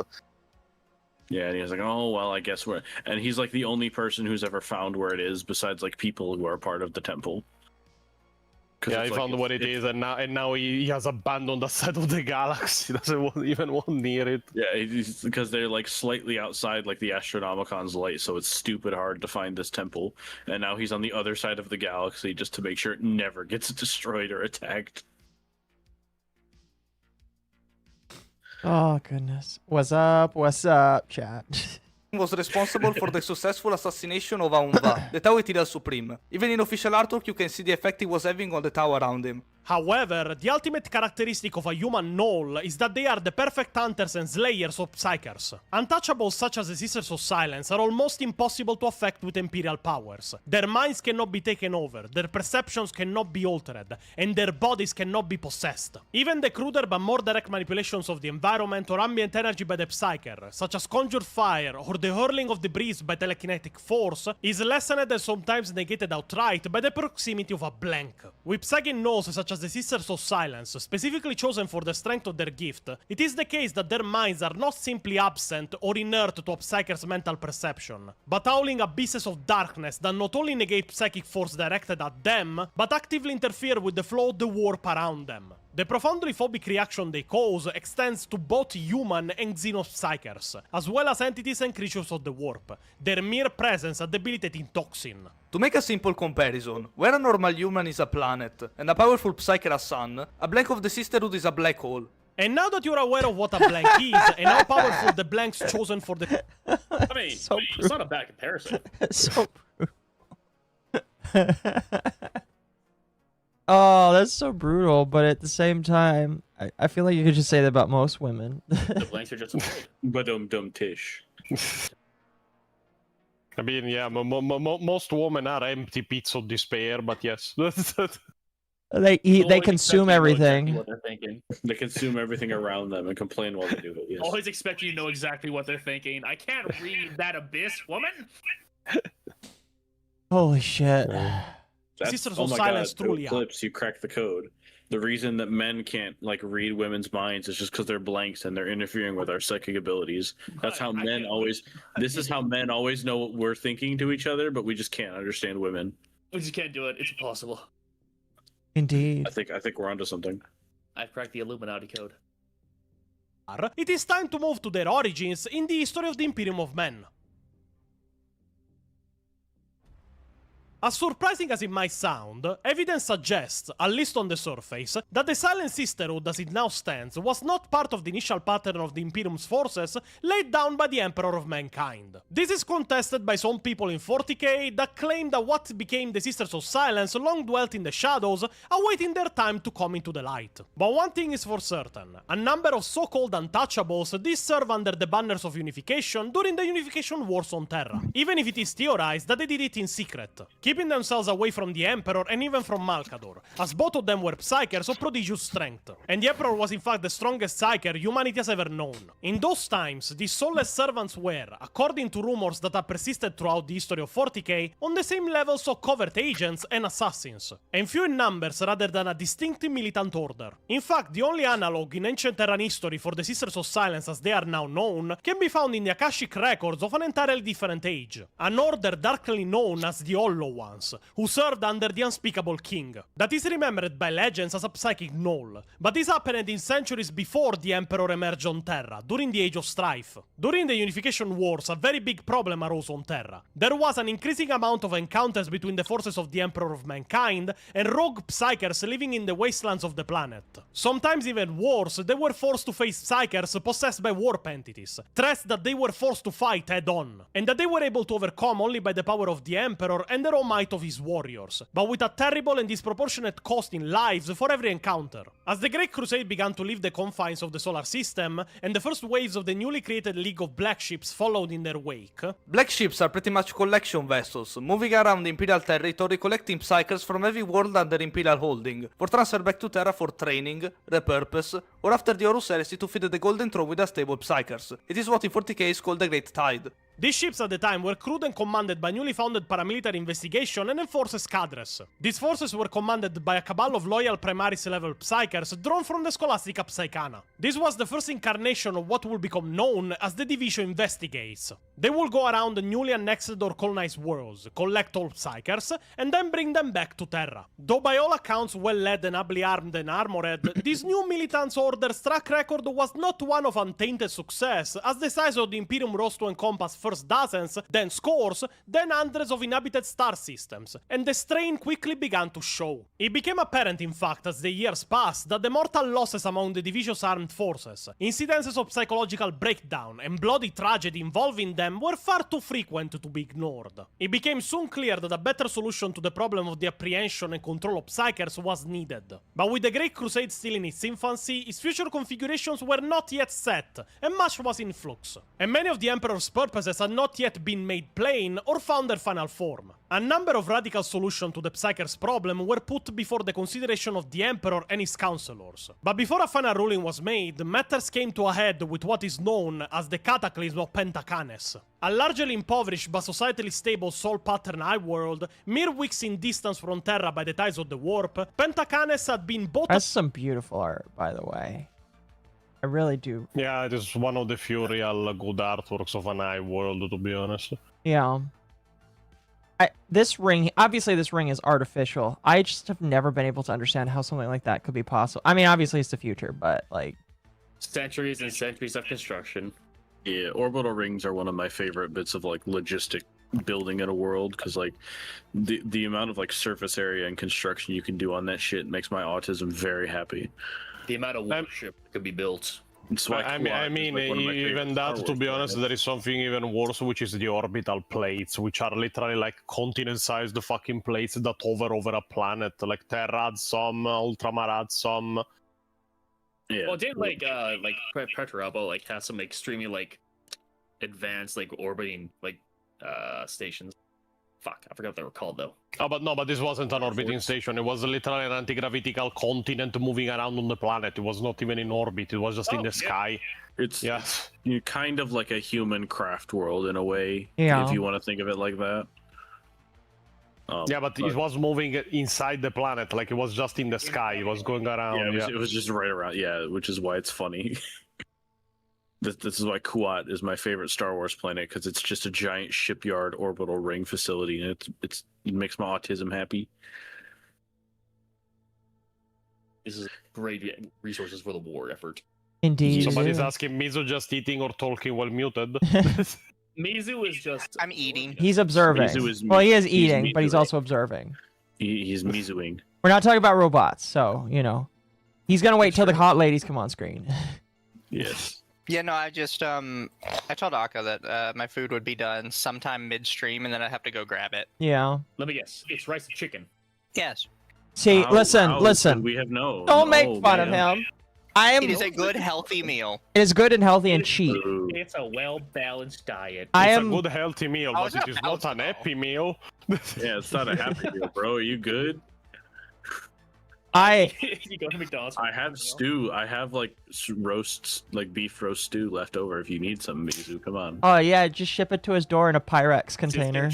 I'll make you another steak, like I posted in the group chat earlier yesterday. I'll make you another steak, bro. It's okay. You don't have to starve. Did you make me a steak? No, I ate it already. It was very good. Chat's also aware in the background I'm playing tank games, so.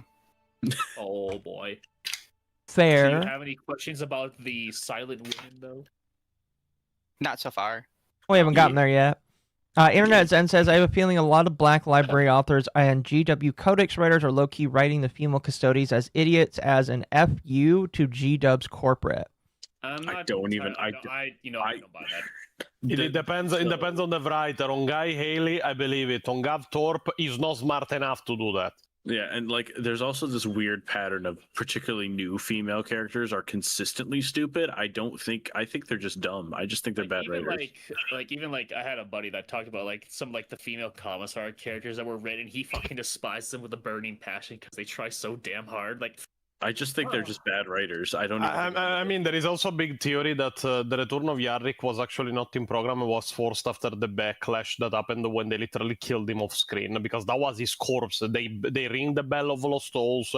They showed his skeleton. Like there was all the traits and such. And there is the theory that the female commissar aide that he had in the release was actually supposed to be his replacement. I do believe him coming back as an emergency effort. I'm pretty sure they released her model like a day or two before they actually revealed he was coming back. So I'm pretty sure I believe that they were going to, and then they kind of had to shoehorn him back in.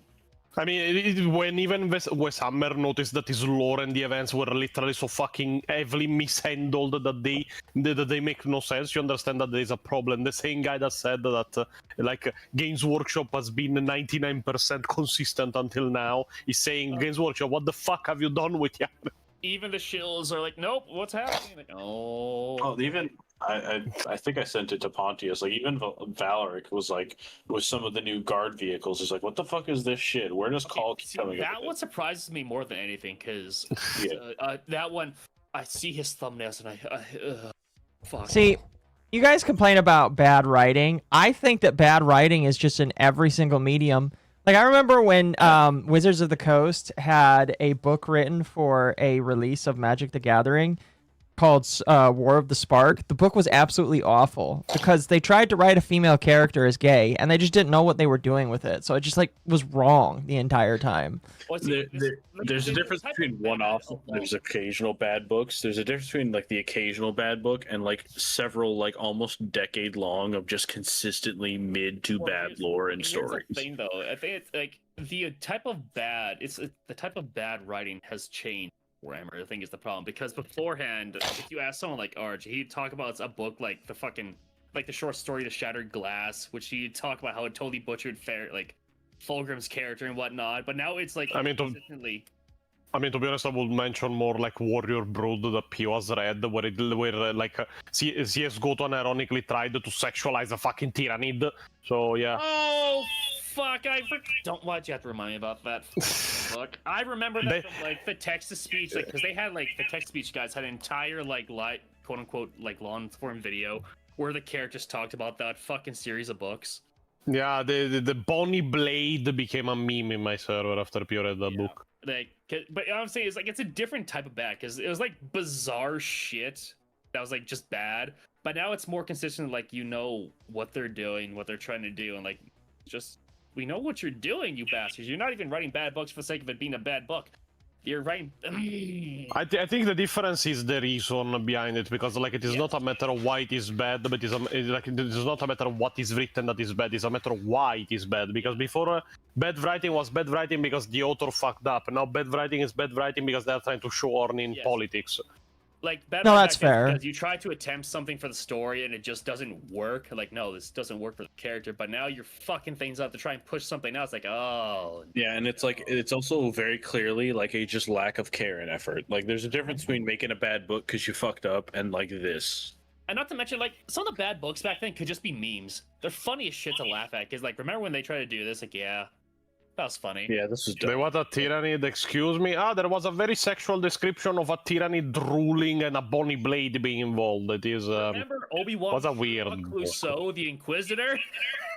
Yeah.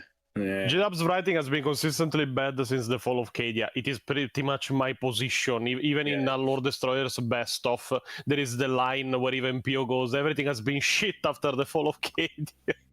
It's just like Warhammer. Oh my god. Funny, because I've read one of the newer. Well, this isn't a new book anymore. It's called Apocalypse. I didn't actually hate that book. Excuse me. Yeah, like my greater autism knowledge is Star Wars, and it's like I've read a lot of the EU books, a lot of the comics and shit. There's a difference between a bad writing and like new Star Wars shit. There's a clear, distinct lack of care, and specifically like passion, I think is the word I'm looking for. There's no passion anymore.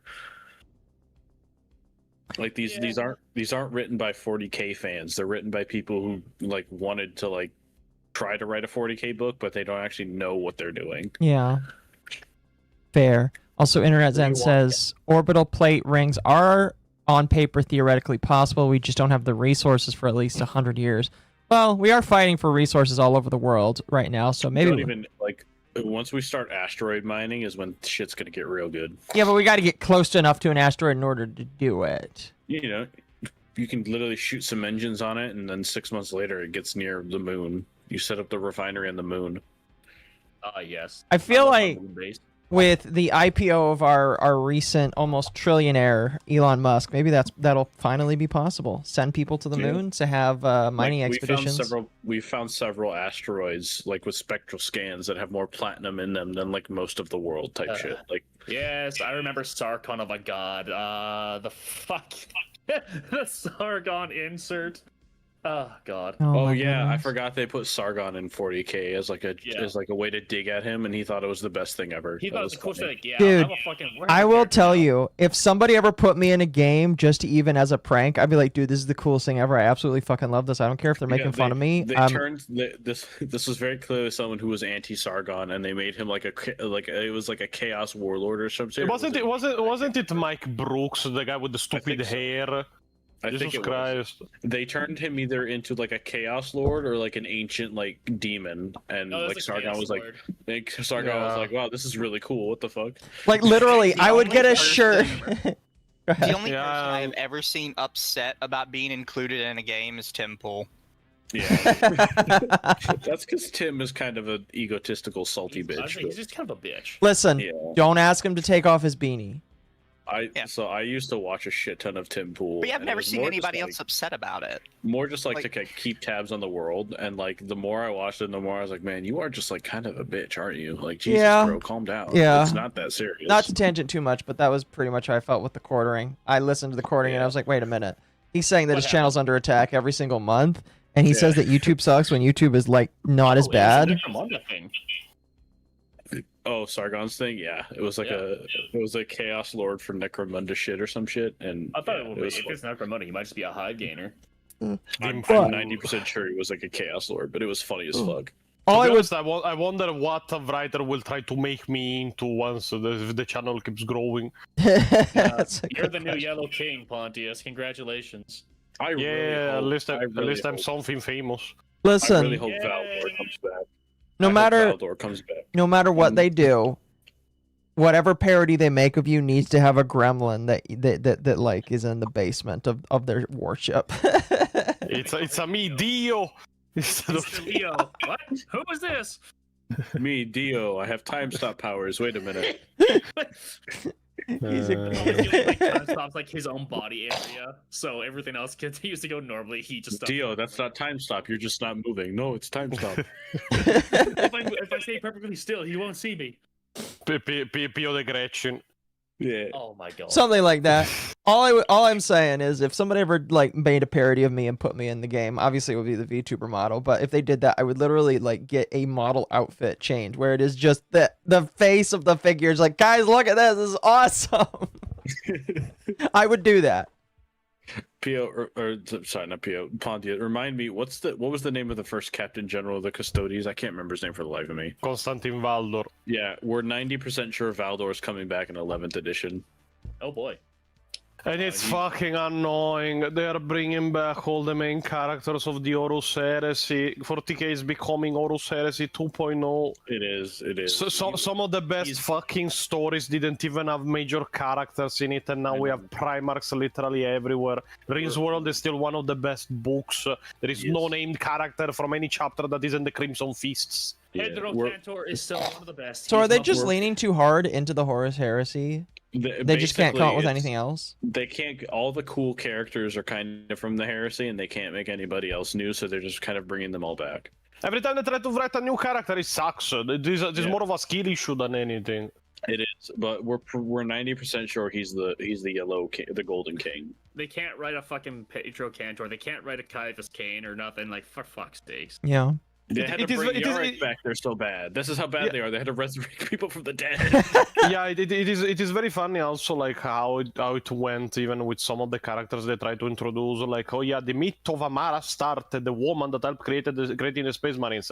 Then you read the Great Work, and Ezekiel Sedain, one of the people that worked on the Space Marine program, wanted to servitorize her because he had to spend months correcting her fucking calculations. He was pretty much going, who the fuck invited this idiot to work on this project? Are you saying they had to keep correcting the woman's work? My god. And it's pretty much like it's not even played as like he's just a sexist, she's actually really smart. No, it's played like she's an idiot. They actually portrayed her as an idiot? Yes. Yeah, no, they portrayed her as an idiot. The guy didn't give a fuck about anything about anyone. He literally disrespected anybody. He wasn't sexist. He was just like tired of having to work on stuff she had already worked on because it was wrong.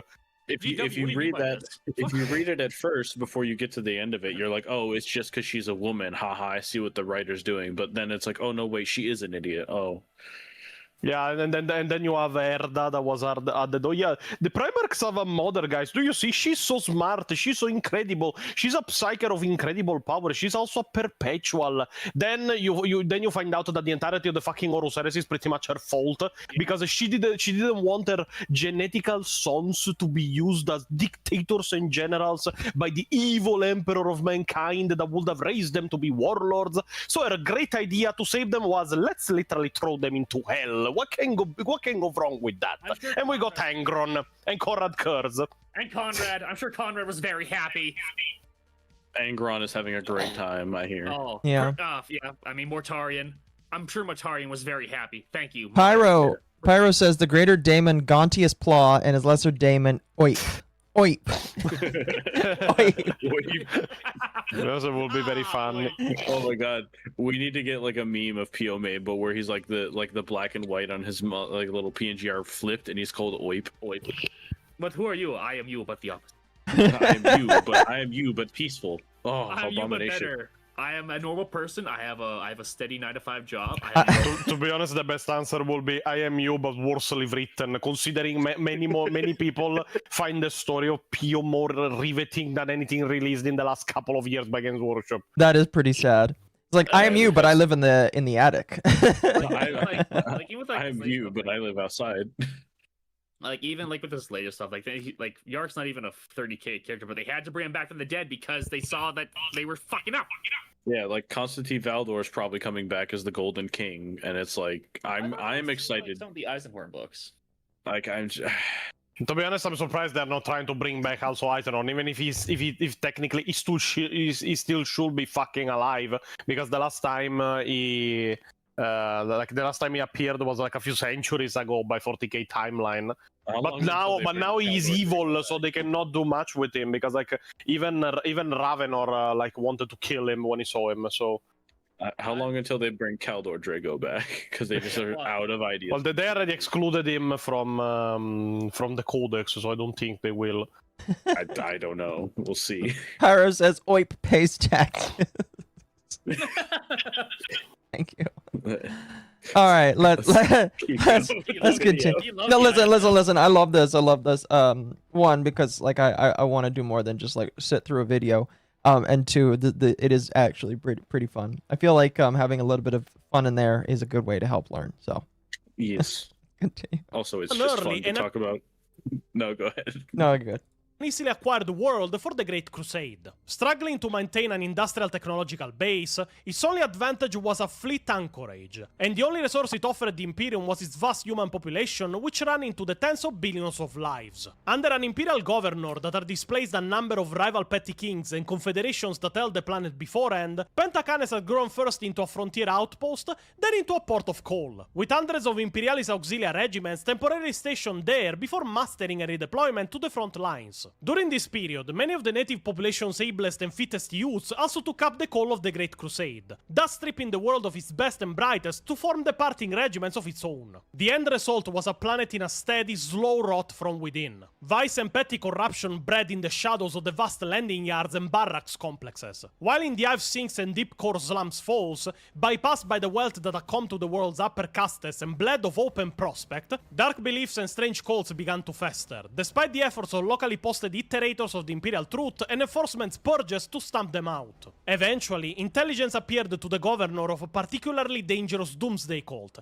calling itself the Final Banquet, having taken root in a desolate slum sector known as the Distempora. The cult violently resisted any attempts to destroy it, and it was reliably rumored to be led by a holy family with the power to work miracles. The League of Black Ships was duly informed, and when the next tide vessel arrived in Pentacanes orbit, a division of heavily armed gun cutters was dispatched to descend into the Distempora sector, carrying a strong division investigate force to end the cult and seize its leadership, who were judged in absentia to be rogue psychers. What happened next is not known, but the gun cutters and their crews were never heard from again, and within hours all of Distempora was riven with a cataclysm of hideous and unreasoning bloodshed. This spread like wildfire, and a few hours later, all of Pentacanes' southern hemisphere was ablaze with an unending tide of riot, savagery, and slaughter. It became abundantly clear that some form of psychic force had been unleashed on Pentacanes, taking the shape of a plague of madness which had seized perhaps fully 1 in 4 of the citizens, as it slowly expanded out from the Distempora sector like a plague. Those it claimed became monsters, inhuman things bent upon the perpetration of atrocity and wild destruction. With how dangerous Psychers are, it is a wonder how in the hell the Imperium kept demons and warp entities a secret up until the Horus Heresy happened. A state of emergency was declared, and units of the Imperialis Auxilia Barrack... Maybe they're just good at doing what they're doing. No, you lied and say they're aliens. You think I'm lying, but that's what they do. They say they're aliens. Yeah, it is usually what happens. Like at the time, the demons weren't renowned, so they just went, "Oh yeah, it's aliens, it's alien shit." Like Necromunda, attacked by a bunch of lightning creatures. Yeah, those aren't demons; those are aliens. That's fair. Yeah. Don't ignore the fact that when we destroyed like the stable warp route, they all disappeared. They're aliens. I promise. Fair enough. Want to make sure I stay on top of these when I have the moment. Pyro says G-Dub's writing has been pretty consistently bad since the fall of Cadia. I don't know. People agree or disagree with that. Okay. Well, I'm saying that line and the fact that most humans don't want to come to terms with that. Like, do you want to say like, yeah, the devil's real, his minions are here? I don't think I want to come to terms with that. Yeah.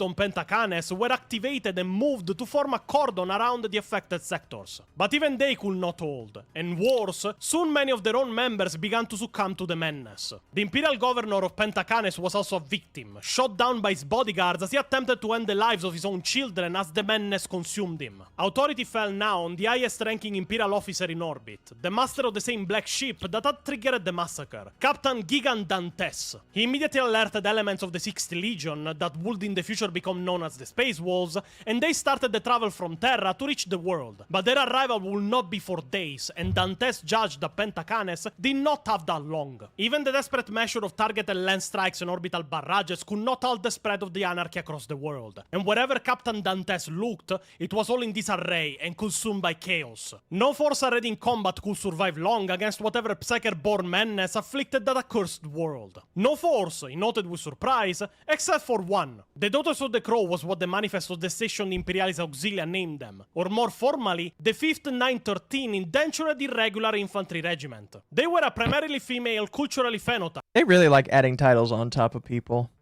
Indentured. I love indentured. Legion. Indentured irregular. So is there indentured regular infantry? I'm asking as a joke, but I don't know why they add irregular on there. That just makes you think they're a penal unit. Well, indentured doesn't mean penal, but yeah, it means like forced into service. No, that's fair. That basically means the same thing to me then. That sounds like slavery with extra steps. Well, it's just like, I get that, but it's just like, why is it irregular? Is it so? Are you saying that there's regular indentured servitude? It may have been one. Well, yeah, there are standard penal legions. You know, there's a lot of prisoners. Yeah, they operate like standard military units. These guys. Like... I mean, don't tell Jopal that you can choose to be a soldier. They literally, their entire fucking regiments are literally all indentured. So yes, from the moment they were born, they were in debt.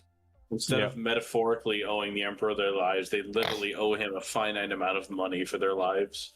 Yeah, that you're born, literally like the meme from Oversimplified. Oh, you're born, yeah, there is a tax for that.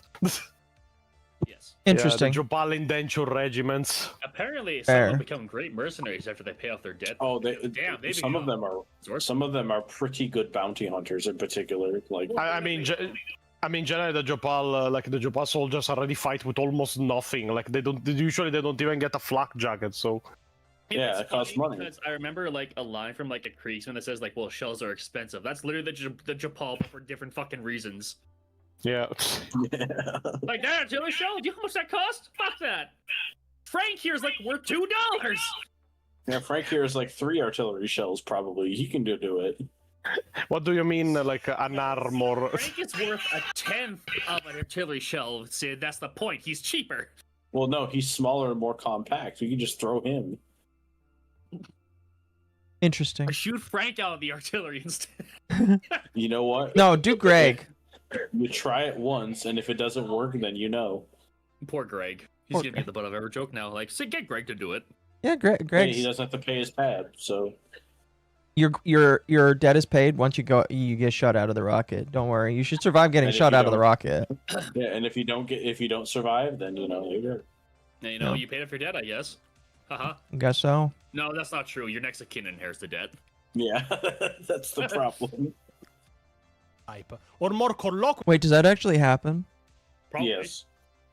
In certain types of imperial law, like it takes so long to figure out who's guilty and not guilty party that the sentence will pass down the family line until it gets resolved. So like 5 generations down the line, you're executed because your great grandfather stole a turnip or some shit, and they just now were able to prove it was him. It's bureaucracy at its literal nightmare scenario. That sucks. Like a literal joke in like the Rogue Trader game, like where you try to deal with imperial bureaucracy and you. Oh, that's unironically one of my favorite little side missions where you unironically like you take literally days to get like a piece of paper stamped. Because your companion encourages you to try and speed up the process. You know, haha. Like no, we'll do it the real way. I did that. I did that shit because Jay, convinced me. Well, yeah, it doesn't take much convincing. You spend like 5 hours in that line and you want to kill yourself. Yeah. Zen says try like 15. Yeah. I mean, like, the bureaucracy is so bad. There's unironically worlds dedicated just to making paper. Like, the whole planet is just there to make paper and parchment for the bureaucracy. Is it just a giant forest, then? Oh, there are those too. Like agri worlds, but it's just trees. But yeah, it's like. Do you think Tanith contribute to paper? Probably. Well, no, their wood is more ornate and like durable. You don't use that shit for paper. Use the shitty trees for paper. That's true. I mean, the main point is that Tanith is gone, so. Well, that's the other. I was getting there, Pontius, before the planet blew up. null wood was mainly used for ornate things. Yeah. You don't use that for paper. Yeah. They were made for like their lasgun stocks and bygone. Yeah, their stocks are made of null wood, and you'd make really ornate desks and shit out of it. Yeah. That's the fine wood right there. Yeah. Fair. And then it blew up. Yeah. Still depressing. Internet Zen says Gav Thorpe's attempts are well-meaning idiocy, although his Sisters of Battle omnibus is good. Mike Brooks, outside of Orcs, are cringe. Haley and the older writers who know how to write stories are decent. Even so, I've even read some Dan Abnett books that made me go, eh. Okay, let's continue. Techno-barbarian force from an obscure feral world in the southern reaches of the Segmentum Solar. So obscure, in fact, it lacked a proper name in the records. By the way, I apologize if I ask stupid questions. I'm just pointing out things that, are minor things that I thought were kind of odd to me.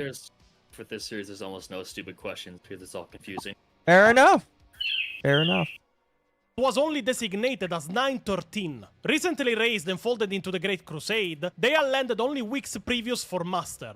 The regiment, in fact, had not yet seen active service. But the sparse records available showed a number of ill-defined complaints raised against the regiments by those who had been barracked alongside it. Numerous fractious incidents were logged and discipline masters have been frequently sent out in force to break up trouble between the Daughters of the Crow and others. Sent in with the rest of the auxiliaries as the tide of madness had spread, the small regiment had not only held against the onslaught, but it had driven back the hordes of crazed civilians that were assaulting their defenses. And not one of its fighters has suffered psychic contamination. Not a single that's one. good. Gigant Dantes was well versed in the lore of the Scholastica Psychana, and he knew the answer immediately. The Daughters of the Crow, or at least a very significant number of them, were blanks, or untouchables. This will need further investigation, but for now, they offered a lifeline to a world besieged by madness. Swiftly organized all air support he could, and using black ship pilots where possible to add resilience against the growing psychic storm, Gigant paved the way for the Daughters of the Crow, gambling all and airlifting the entire regiment, reinforced and up-armed them in every way possible, and blasted them a landing zone into the very heart of this nightmare, the depths of the Distempora sector. Here they moved battle directly to the transfigured horrors that have been unleashed from the Gestalt minds of the Holy Family of the Cult. They gave battle and slew them. The effect was akin to extinguishing a fire by hurling an explosive into its core. A psychic shockwave roared across the planet. Many of the afflicted mercifully simply died.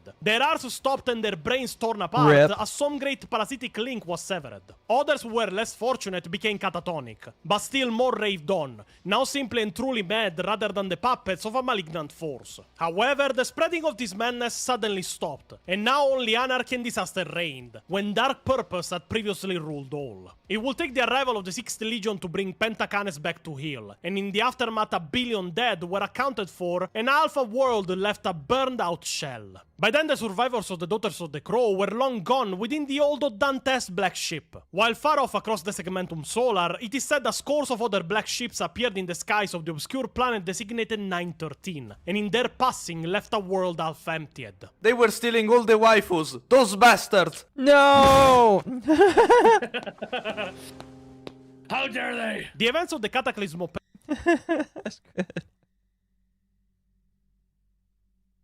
Yeah, the adding of the meme of Kiryu punching the desk was a last moment addition during editing. It was a very good addition. Very good.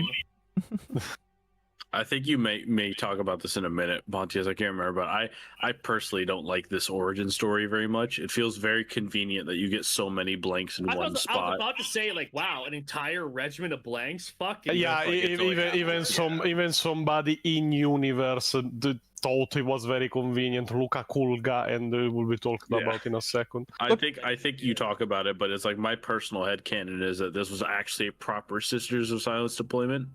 It was like a test, and this is all just like a cover story. It's like, look at all these women that we found that magically are just immune to these problems that we're going through. So, like, wow. I don't think Pontius quite mentioned it, or if he does yet, but like psychic blanks are so rare, it's kind of ridiculous. Like for every 1 million people you get a regular psyker, you get a blank out of like 1 in every 10 billion people. Like, it's extremely rare. And they just found an entire. And to have like at least a couple thousand women, you know, I mean, we talked about it in the first part about how rare this mutation was. Yeah. Yeah, but I like to put like the numerical value to it to like really hammer home. Like these are rare individuals. And most of them get killed in the crib because their mother's disgusted by them. Yeah, it's like it's the ultimate form of like postpartum depression. Fair enough. But yeah, like, and that's Finish your thought. No, I'm saying that's why I was like, I don't really like this origin, and I kind of subscribe to the idea that it's a cover story.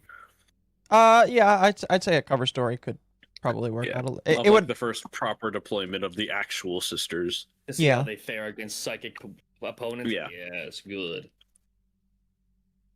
Stand in blessed isolation in the Imperium's records in regards to the origins of the Sisters of Silence. And it seems certain to many observers that 913 and its bounty of untouchables are to all evidence the core upon which the remade division investigates was formed. Or so it seems. There are some that doubt the veracity of this account, when the rest of the history of the Sisters of Silence is shrouded in mystery. Others merely contest that the historical account has been doctored. Certainly, Lord Militant Luca Kulga, a century later in his treatise Notable Battles of the Segmentum Solar, was recorded as speculating that the whole Pentacanes affair was arranged. A kind of bloody... I'd be like, if I was him, I'd be like, I don't know, guys. It kind of feels... I'm not trying to commit a heresy here, but I kind of feel like the whole thing was maybe arranged. Like the Joe Rogan no Pentacanes. Yeah, the committing a heresy wasn't quite a thing yet, but it's like, I'm not trying to do a big treason, but like, I think this was staged. Like a psychic enemy, and then a convenient entire regiment of women immune to psychic powers. I don't know, man. It's just.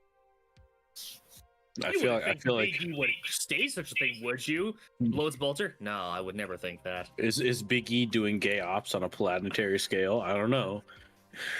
The Loads Bolter with correction? I don't know. I don't think so. Something like that.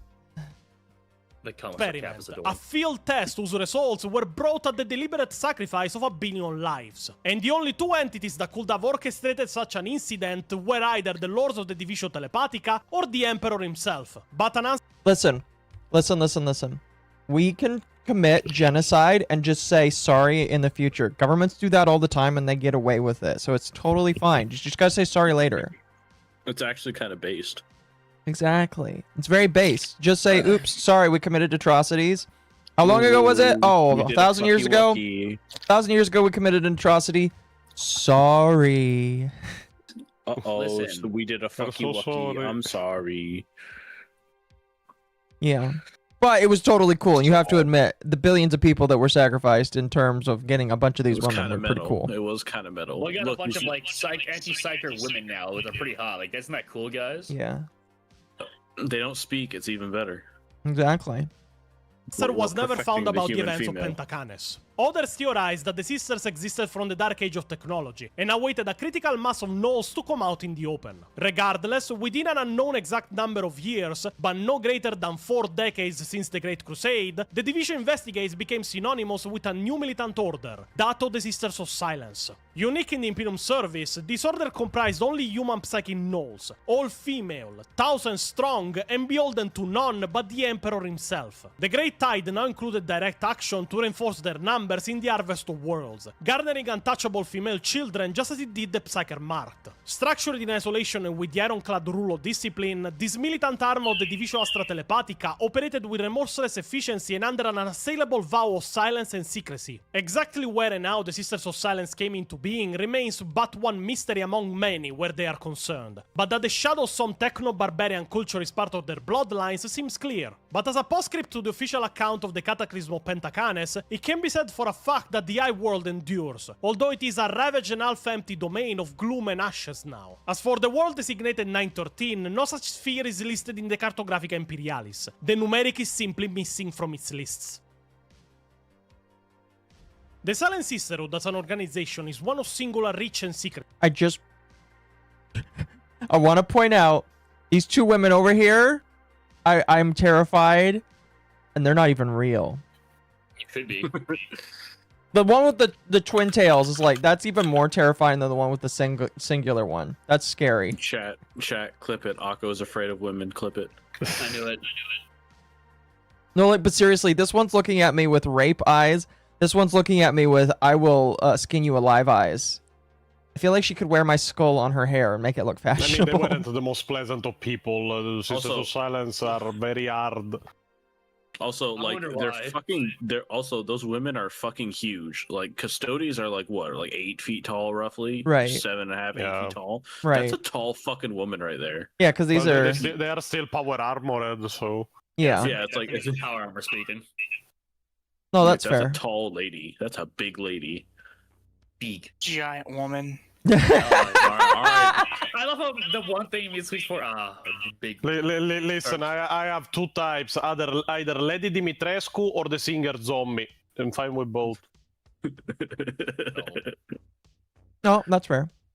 Sì. Its exact numbers are unknown save to the Emperor, for though it remains nominally part of the Division Astra Telepatica, it has long become interwoven with the will and direct agency of the Emperor himself. For while the Legio Custodes guard the Master of Mankind directly, the Sisters of Silence have become pivotal to the carrying out of the Emperor's great and secret works. By the later Great Crusade, the Sisters of Silence certainly numbered in their tens of thousands, though this force was widely dispersed, and the Sisters of Untouchables now crewed and commanded the vessels of the League of Black Ships. In addition, they maintain a strong presence both on Terra itself, as well as notably at their Luna headquarters, the Somnus Citadel, a facility handed over by the ancient Selenite Coals, and the Magadan Orbital Construct, the fortified orbital anchorage station utilized by the League of Black Ships in the solar system to deliver their cargo, and forbidden to all others. But how they operate in detail under the wing of the Division Astra Telepatica is for all intents and purposes a secret. Secrecy is more than just the watch world and the method of the Silent Sisterhood. It is core to their very being. After their training is complete and their induction to the Sisterhood is confirmed, a process which begins when they are taken up in childhood, the final step on the path of the Order is what is known as the Vow of Tranquility, a solemn dedication to their duty unto death which manifests outwardly as the Vow of Silence, which gives the Division Investigates its more common title. From this point onwards, no Sister of Silence utters a single spoken word for the rest of their lives, not even under duress of pain, be it the stroke of a blade or the impact of a bullet. Further symbolic of this absolute vow is the portcullis-style armored gorget they wear as part of their panoply of war, which, often in combination with a death's head skull, has become identified with the Order in the iconography of the Imperium. From when the vow is taken, the Sisters of Silence will talk only in 3 different types of sign language. Totmark, which is a complex sign language they use to... Okay, so I was about to ask, do they use sign language? And it sounds like yes, they do. To be honest, one thing I left out of the video because it wasn't really that relevant to the general lore is that Totmark is more than a sign language. It literally has symbols that you can make with your hands that have active effects on the people around. Like Tanawa Leia used one just to pretty much annoy out of her fucking way a woman that was like in the middle of a bureaucratic meeting, and she was like angry as usual. So she just made a sign, and the woman seemed like to get a punch in the guts. But yeah. Yeah, like she's using like somatic components of a fucking like D&D spell. It's kind of cool. That's amazing. It's like if I threw up a gang sign and you walked out of my way. It's kind of like that, but not as cool. That's amazing. Yeah. Pyro says, you're telling me there's a whole bunch of women who don't talk and are perfectly loyal to a man? Sounds set up. Lord Luca. No, it's more like you throw up a gang sign and suddenly that man gets mag dumped. Like, huh, okay. I did that. Oh. Like, whoa. I have power. And Internet Zen says, Mizu speaks, also Pontius wants a death by Snoo Snoo. I mean, that's the only true way to go. Death before dishonor. Yes. Exactly.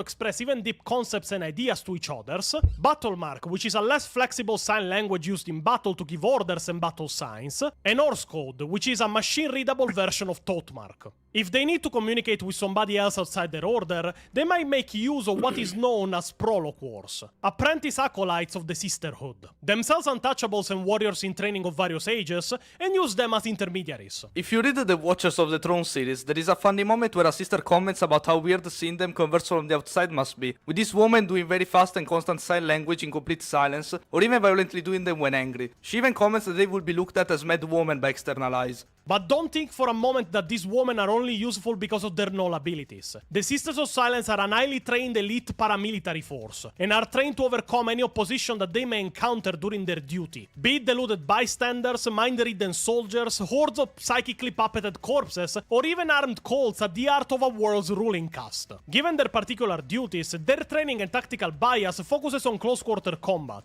short-range, high-intensity warfare, which often sees them... Okay, so they're fast, agile, and tiny. That's their big thing. Tiny relative to Space Marines. To us, right. You know, like 6 foot Amazonian women. To us, they body us every time. Oh, fold us all over their knees without breaking a sweat. I mean, true, but like in the realm of gigantic aliens that can chop you to pieces with just one swipe, they are tiny. Oh yeah, that's what that's kind of what it is. I have. Go ahead. I have a question, Pontius, and you may know this, you may not. Is that a Mizuhana on her hip? No, the Misericordia, the knife of the custodians are a lot bigger than that, especially thicker. I think it's bigger, but I seem to see a lot of art where they have like 2 swords, and I was like, that's not a Mizuhana. It's probably a combat knife, but even then, like the Misericordia is not even something that can be issued to like anything other than a custodian, especially because like it is actively tracked by the custodians. They have trackers in them, so like that's kind of what I assumed it was. I didn't think they were, but I was like, there's a lot of art where they have like 2 swords and one's kind of big and it kind of looks like a Mizuhana. I was like, that's interesting. A woman wouldn't dare touch a custodian's mansword. No, she might use it on you. Are, like he said, they're combat. They're basically custodians' combat knives, and they carry them as like a personal oath of vengeance after the Horus Heresy, so that they're always ready to kill traitors. They're never unarmed. Like yes, I'm ready to shank a bitch. In game Eclipse, the Mizuhana hit as hard as power swords. Like they're actually pretty fucking good. That's fucking great. It's so good. It's so good. Yeah. Walk up on a traitor in the showers with this. Unironically, yeah. Fighting from a position of numeric inferiority and on unfamiliar ground, and their skill in such conditions is supreme. They are fearless warriors that are trained to take any action needed to complete their sworn duty. The Sisters of Silence are also extremely well armed, their armors fashioned like the warriors of old on Terra, but match the functions of the finest of power armors. And as confirmed in the first book of Watchers of the Throne, they are also made of the same auramite that composes custodian armor. They are equipped, depending on the situation, with long two-ended blades, bolters, flamers, or even more arcane technologies recovered from STC's databases or technology created by the Emperor himself. More studies were also enacted on them and on pariahs in general to try and understand what made them soulless anti-warp entities, but the results on the research of the so-called pariah gene have been inconclusive to say the least. The pariah gene, the exact biological source, as it... I'm gonna be honest with you, calling it the pariah gene is very ironic, I'm gonna be honest.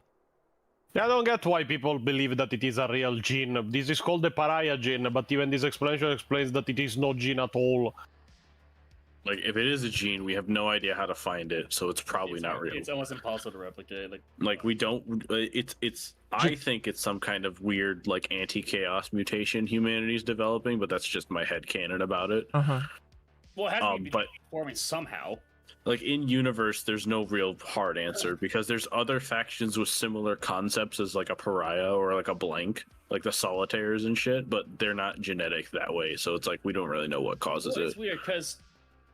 sorry to go off on track a little bit. Don't like the Necrons like have like a literal pariah? So the Necrons used to have a unit, and these were retconned out kind of with the new retcon of like the Necron lores. They were called pariahs, and what they were is they were humans that were converted like into Necrons, and they were like psyker hunters. Oh, okay. I can find some images later and send them to you of like the models, because they're in the like Dawn of War Soulstorm. They were Dawn of War Dark Crusade. Yeah, Dark Crusade and Soulstorm and shit. They're there. I also remember them from a Caiaphas Cain book, because Caiaphas Cain went into like a tomb world with a squad of like stormtroopers, all battle hardened, but then they ran into like a squad of like very different Necron warriors, which caused them all to collectively lose their shit. And the only reason Cain did is because Jurgen was there. Yeah, it's they're Necron psyker hunters, but they've been kind of quietly retconned out of the lore. Mostly because they can't really exist anymore with the new Necron origin stories. Like, Necrons don't turn people into Necrons anymore, so... Yeah, I guess that's true. I still think they should be there. It's just like generic Psyker Hunters because they were really cool. They had cool, like, double-ended staves. That is almost interesting, though. Like, they'd, like, take more humans to undergo the same, like, process they did to turn them into Necrons. That's almost... Yeah, it didn't happen very much, and the main example you get is the guy who's in the main character of the Dark Crusade, and he was like, wasn't he like, I think he was like the planetary governor. No, he was like a fucking like expeditionary, like he was like a fucking archaeologist. I can't remember. It's been a while since I played, but yeah, no, he's like the only one that's there. But so it doesn't happen often. But it's like that's the only reason they do it, so like you give like the Necrons like a character to talk to the other generals when you invade them. Yeah, and this is where people I've kind of like pieced this together. This is where people get this weird idea that the pariah gene is somehow created by the Necrons and given to humanity. And I think it's people getting this old pariah lore twisted with the new lore, and they don't understand where it comes from. That almost makes sense just for the fact that Necrons hate the warp, but yeah, but like by the time we were kind of primordial soup, they were asleep, so it kind of doesn't work. It doesn't. Like, so I understand it, like on a motivation standpoint, but like logically it just wouldn't happen. Yeah. Also, like they won't need to. They're already kind of anti-psyker innately, so they kind of don't need to create like a race of like fleshy slaves to be anti-psyker. And they hate the fleshies anyway, so fuck them. Also, with how rare the blank gene is, they did a really shit job. Yeah. Like if it's true. Listen, you can only do so much after like billions of years of like oversleeping. Okay. Yeah. I mean, if you ask Arbeitorian, they're sleeping only from 10,000, but okay. Don't talk to me about that, man. I'm developing PO levels of fucking hatred. Don't talk. No. Which one? I think I need to. Arbiter Ian. He's the British one. It's from the Lord Destroyers. It was so funny when at IGN we noticed that he said that the Necrons are sleeping only from 10,000 years. Did he actually say that? Oh yeah. It's so funny. He's fucking retarded. Who's this person? It's Arbiter Ian. Never mind. I hate this one. Has anybody made the Arbiter Ian Soy Jack meme yet? I thought I've seen one. Yeah, I did, and it is in the new episode of Lord Destroyers, the best of. Wasn't he upset? Like, how dare they portray space as like noble and warrior? Like, oh yeah, he thinks Space Marines are depictions of toxic masculinity because he's and I'm quoting him directly here. He thinks that the Red Scorpions are more fascist than the other Space Marines because they wear military gray armor. Instead, he said black, but it's military gray because they wear black armor. It was literally, I mean, come on, you can see it. They're wearing black armor. So color denotes fascism. That's that's a very dangerous thing to say. I think I'm all. Purple ones were sexual deviants. I think I'm all want to get in on this chat then, Anko. It's a very dangerous thing to say. Anyway, really quickly, Internet Zen says, "Quote: touch a custodes sword." Unquote phrasing. And don't worry about it. Ikasoi's mansword.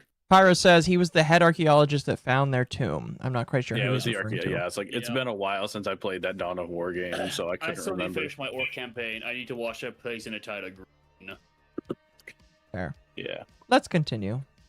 It is believed to be, which creates in a human being the state of psychic null. The so-called pariah gene is proven an elusive and ephemeral subject of study, and in testing no single gene at all. Such attempts to exploit or isolate it when pursued by both the Imperial Archaeotechnologies Corps and the Mechanicum during the Great Crusade early years courted disaster. And as a result, the Emperor decreed a general moratorium upon the study of the biological basis of the psychic null phenomena, affecting all but his own direct experimentation, should he wish it. What remains of those extant studies indicates that most attempts to synthesize, propagate, or even weaponize the psychic null were tragic failures or worse. Despite all this evidence, shadowed accounts of certain clades of the Officio Assassinorum and the dread and obscure Ordo Sinister also contain evidence of the Emperor's own engineered use of the psychic null in warfare. To others, however, the mystery of the pariah gene, if it truly exists, remains out of reach. So many unanswered questions revolve around this most arcane and dangerous of topics. Foremost are those which center around theories of how the pariah gene came about. Was it perhaps the result of Xeno's tampering of the human genome, or some strange and terrible experiment of the dark age of technology? Or, as the wildest theories state, is it some perverse evolutionary development against the warp-riven cosmos itself? There is also the observation that no space marine, or custodian god for that matter, has ever been recorded as being a psychic null. This factor weighs the evidence of some scholar that within the space marine gene seed itself is perhaps a shadow of the Emperor's own genetic material, and a sliver of his own psychic power crucial to its process and success. If this is the case, it will be wholly an anathema to the Parian gene, and likely simply kill its implanted subject. It can only be speculated that if even a single legion of psychic null legion is Astartes had been possible, how very different history may have been. Just as without the involvement of the Sisters of Silence in the war and the Emperor's great work, Horus's treachery may well have ended in his triumph upon the broken throne of Terra. But, if you still doubt how truly powerful a Sister of Silence can become during a service for the Imperium, during my research I have found a passage that explains plainly what level of threats they can become capable to take on. Further, there are those among the Sisterhood who, through arcane training and practice, and whose nature has never been revealed to outsiders, are able to develop their null abilities further, until they are actively disruptive enough to make any use of psychic power in their presence extremely hazardous. The Sisters are owned into the Oblivion Knights, and within their order they are the foundation stone of an elite force specially tasked, not with the day-to-day enforcement of the Great Tide, but the destruction of alpha-level rogue psykers and the ceaseless training for battles of this deadly kind. Again, it's literally just toxic aura against psykers. Yeah. My existence is enough to make you upset. The popular girl versus the nerd in class. Too powerful. The popular girl with a big fuck you sword. Yeah. Listen, prosecutors they're mean. She won't even have to call her BF over to beat the shit out of you. She'll just do it herself. Some people would be down with that. Oh.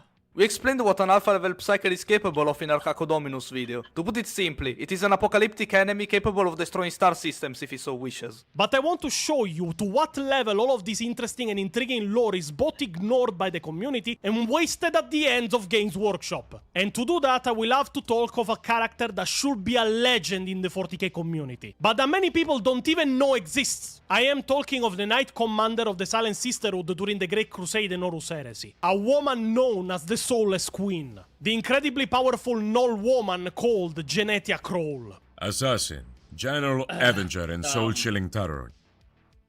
Go ahead. Yeah, but Sid, didn't you talk to me about this before? How she got like the most. Don't spoil it. Don't spoil it. We're gonna don't talk spoil about what it. is going Don't to happen. spoil it. I was just like, wait a second. You're going to be very upset.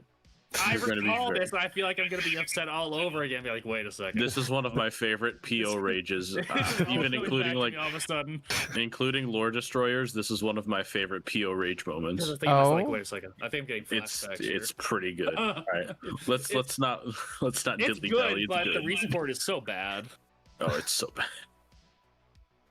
Genetia Kroll was a creature of dark legend long before she was committed as part of the Honor Guard, tasked with the retrieval of the Primarch Magnus, and later the raising of Prosper itself. Upon the battlefield of Titska, Kroll was personally responsible for the division of her ranks into Protectorate detachments for the remainder of the censor host, a matter which allowed them to ensure the near destruction of the Thousand Suns Legion at the sacrifice of thousands of her troops, while she herself sought out and slew many of the Thousand Suns' most vaunted sorcerers in hand-to-hand combat, so that by the time of the battle's ending she appeared a spectral figure of some ancient myth, bedecked in the white dust of shattered marble and the spilled blood of multitudes. Genetia Kroll was a null of tremendous powers. She was such a high-level blank that she could unironically choose to disappear from the perception of the people she had around. Only her dread would remain. She would become, for all intents and purposes, invisible. She was one of the Emperor's main advisors. One of the most dangerous women in existence is one that can literally be invisible to you. That is terrifying. Invisible and silent. God, I'm dreaming. You're dreaming. If I speak too loud, Queen will hit me, so I need to be careful. Queen! Beat the shit out of him! Oh man. She's busy playing Fortnite. She can't hear you. Yeah. Together with Constantine Valdor, the Captain General of the Legio Custodes, and Malcador the Sigillite, the second in command of the Emperor of Mankind. A way he could express the enormity of his plan.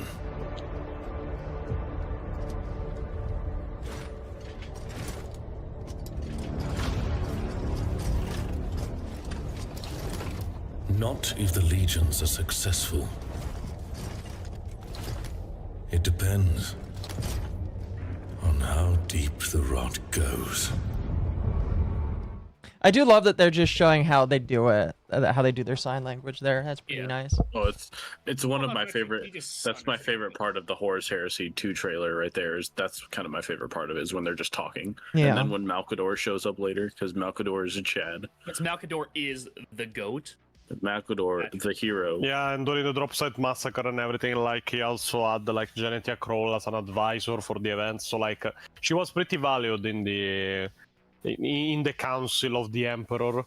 Yeah. Well, of course she should be. Yes. Believe it or not, women like this do deserve respect. No, I agree. Yeah, believe it or not, the Emperor actually didn't hate women, and in fact, one of his best advisors was just a woman, a generic woman who happened to have a little weird aura. A little weird aura. It's just fine. a little. She's just a little quirked up white girl, Chat. It's okay. She might sneak up on you sometimes, but no, it's no big deal. How'd you get behind me? Oh my goodness.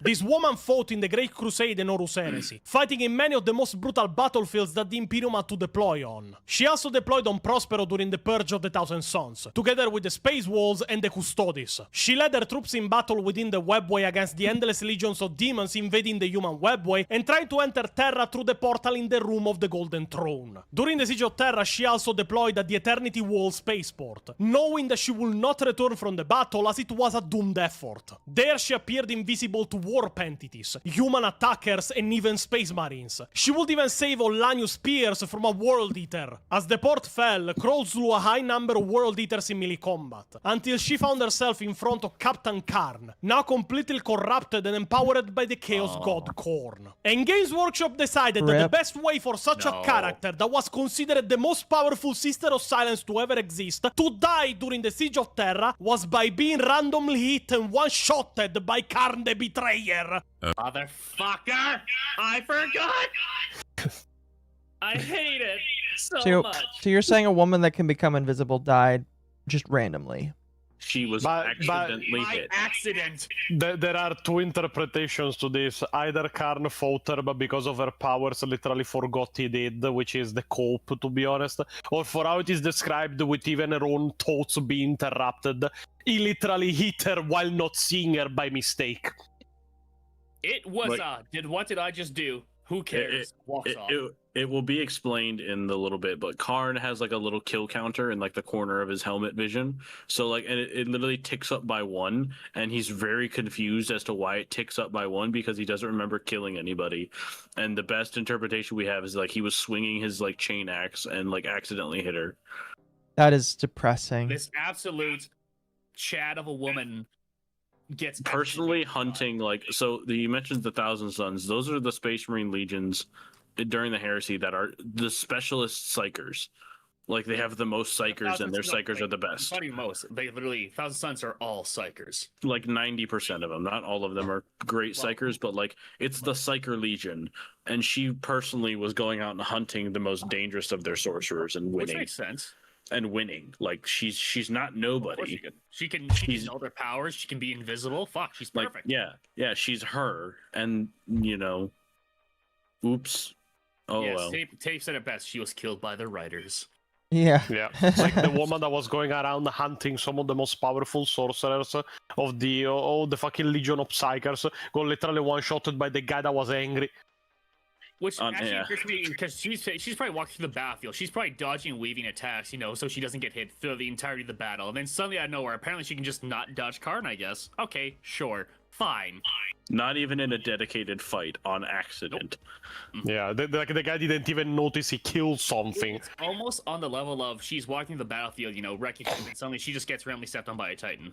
Cool. No, to be honest, the equivalent will be she literally just fucking slipped on a banana peel and broke her neck. Fell down the stairs.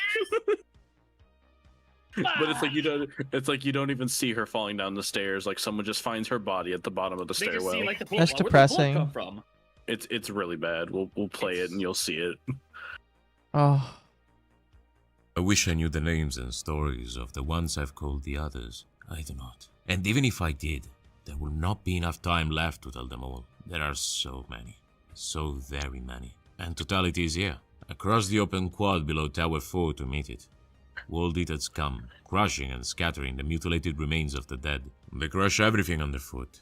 Rubble, girders, flatboard, wreckage, bones, helmets, broken weapons, lives, the few effects the troopers were allowed to bring, the pics of loved ones, the little uniform kits of needle and thread, the trinkets and charms, the battered data slates some of them carried. I wonder if, in time to come, any of these things will be found. Will these battlefields be picked over, and the relics of our last day retrieved? Will they be mended and fixed back together, like a broken cup, and put on display in some museum of memorial? Will the data slates be read, the bones buried?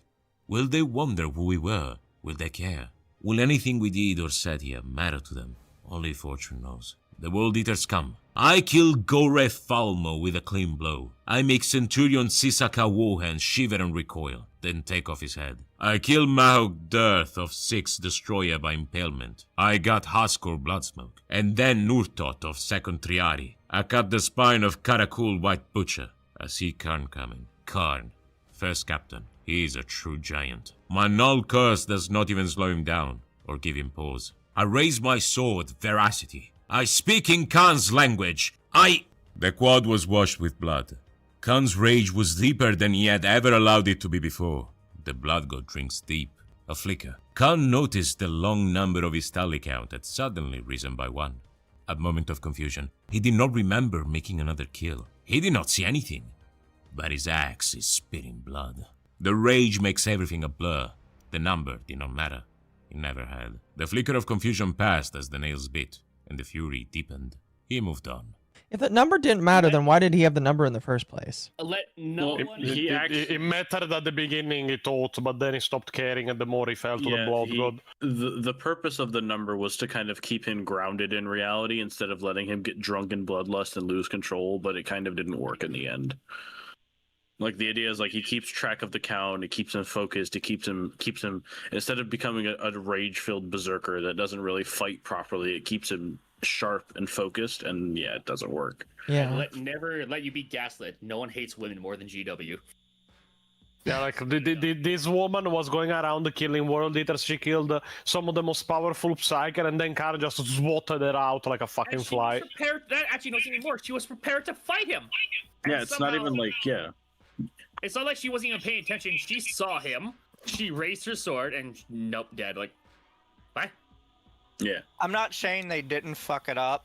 However, thinking about it, how it's written in the best interpretation possible, it sounds like what they were going for is that he physically could not see her. She was completely invisible to him. No, that's what I mean. He could. No, that's why he doesn't get how in the fuck the kill counter went up and why the axe is bloody. Like, he literally didn't even notice hitting her. He killed her by mistake. No, not that he didn't notice killing her, but that he physically, it was impossible for him to see her. No. That is it. Yeah. That's why he didn't notice. The Space Marine notices everything. He didn't notice her because she was literally invisible to his perception, which actually makes it worse because she was ready and in position to fight, but in some way, by mistake, he just hit her in a wrong point and killed her. Yeah. So what it sounds like, because like that's what bothers me is it's just like this woman is obviously prepared to fight so many different horrible things. Yet she wasn't ready for this man and his unbridled rage to come at her with an axe. You're telling me that she didn't account for his flailing of his axe? And the worst part is he wasn't even striking her. Somehow he just managed to cleave his weapon into her. Yeah, that's bullshit. Somehow. That's bullshit. I hate it. You guys talk for a moment. I need to grab more water. I'm fucking thirsty. Yeah, like, she's literally tallying off the World Eater kills of named World Eater characters who seem to be hot shit. Like, and how she's killed them. Space Marines, mind you, their great swords are pretty big, but Space Marines are beefy boys, and she's just like, oh yeah, I'm just killing them left, right, and center. I'm taking on. If it's an actual fight, I would actually expect Karn to win because this is Karn. Yeah. Like, or at least make it, you know what? You can make it even cool for both of them. You know why Karn's arm is always exposed? Because she cut it off and the new one is a gift from Korn because he did so well in the fight, he can just never have it covered. Or some cool shit like that. I don't know. Something better than this shit. Because Karn always has one of his arms uncovered, and it's never really explained why. All right. Sorry about that. I ran out of water.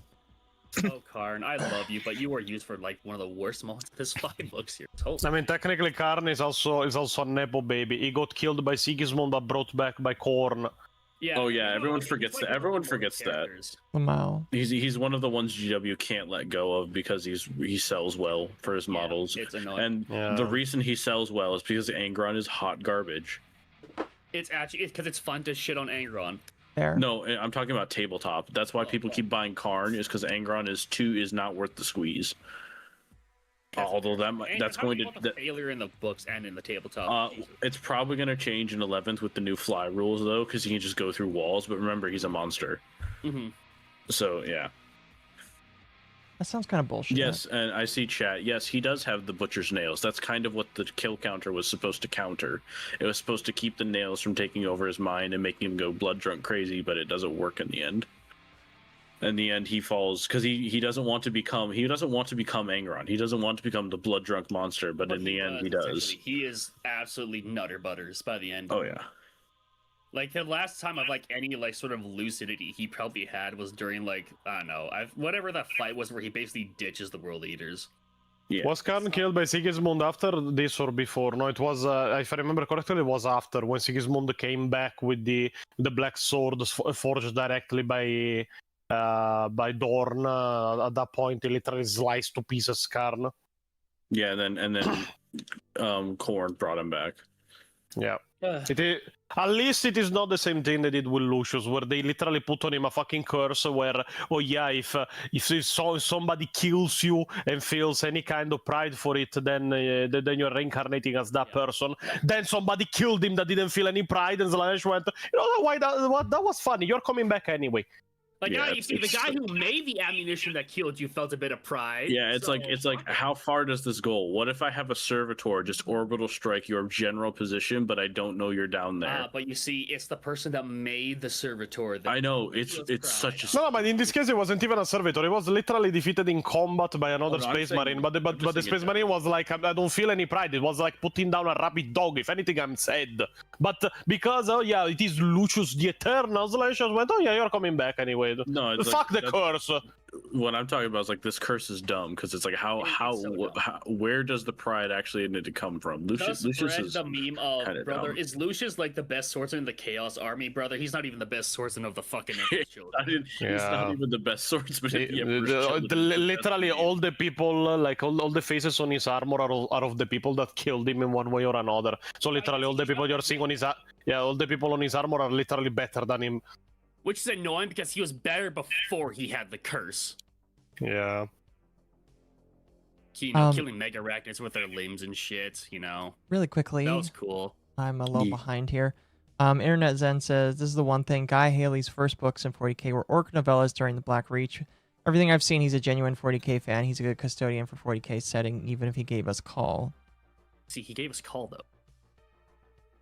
And then he says, feels like the writers rehashed the Sisters of Silence origin for how Gog Van Deer discovered the brides of Big E Sisters of Battle. I don't know about that one.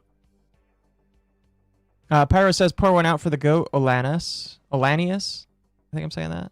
Am I saying that right? Yeah, Olanius Pearson. And then Internet Zen says, Karn was deep in blood for the Blood God mode. Korn cares not for whence the blood flows. Her death basically showed he was gone.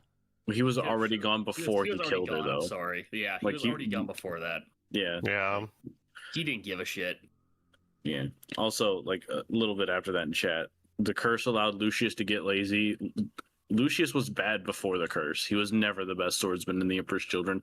Yeah, it was a self-proclaimed title. Yeah, and everyone was like, "What, bro? What are you talking about?" Yeah. He was still. I'd still say he was better swordsman before the curse, because at least he knew he had to actually win or. Oh yeah, and then he's just gotten worse. Oh yeah, now he just doesn't care. But now he knows he can't die, so why the fuck would he bother improving? He's trash. Yeah. All right, go ahead, Akko. Pyro says, "See Sid, that's why Bane Karn has an exposed arm is a cool idea, but this is G-dubs we're talking about." Yeah, like have his exposed arm be a reminder that he lost it to her in a duel, and that's Korn's like permanent reminder of his failure. It's always, it can never, every time he puts armor over it, it melts off or something. Because Korn also has a thing with like heat and fire and shit. Like every time he tries to armor this arm to cover his shame, it melts off, so you can always see it. Yeah. That would be cool, but GW can't do that. That's not cool. I don't do cool things. It sounds like. No.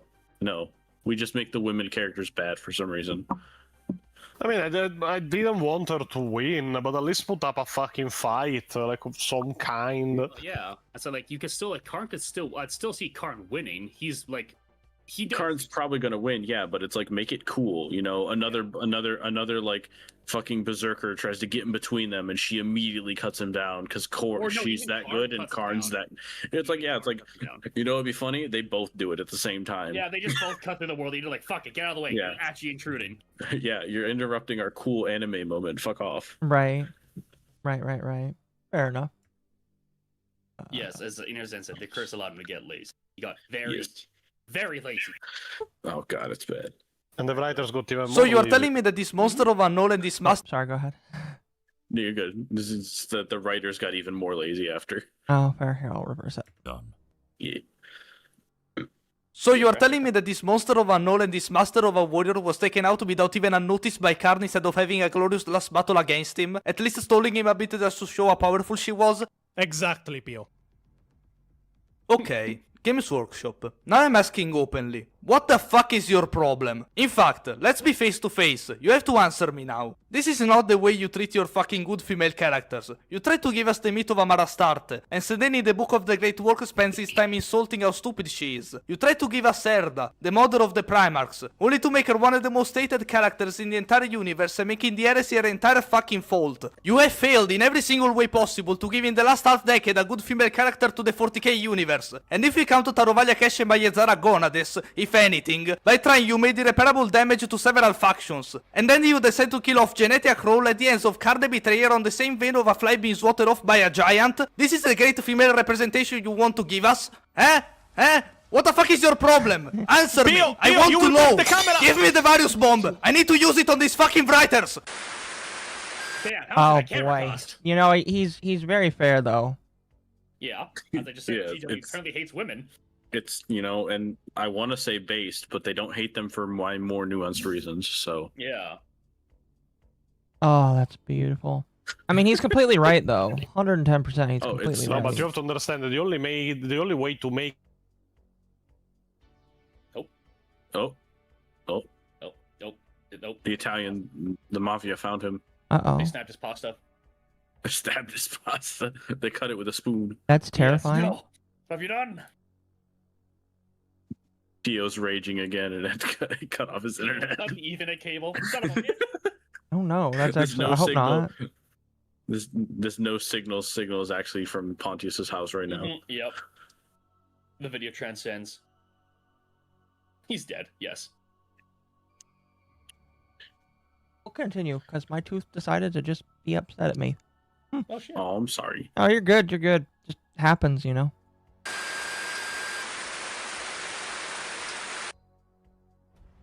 Yeah, sorry. Pio doesn't like the treatment given to Genetia Kroll by Games Workshop. It was an inglorious death, to say the least. She was literally one-shotted by mistake. After the end of the Horus Heresy and the interment of the Emperor on the Golden Throne, the Sisters of Silence were left without guidance. Many were slain during the Heresy or lost forever, scattered and stranded across a war-ravaged galaxy. But the struggles of their orders were not yet over. With their numbers severely depleted and with the Emperor on the Golden Throne, the Sisters of Silence were slowly but surely cast out from Terra by the newly empowered Lords. But as I was saying, Games Workshop thinks that now the only way to make interesting female characters is by gender bending men.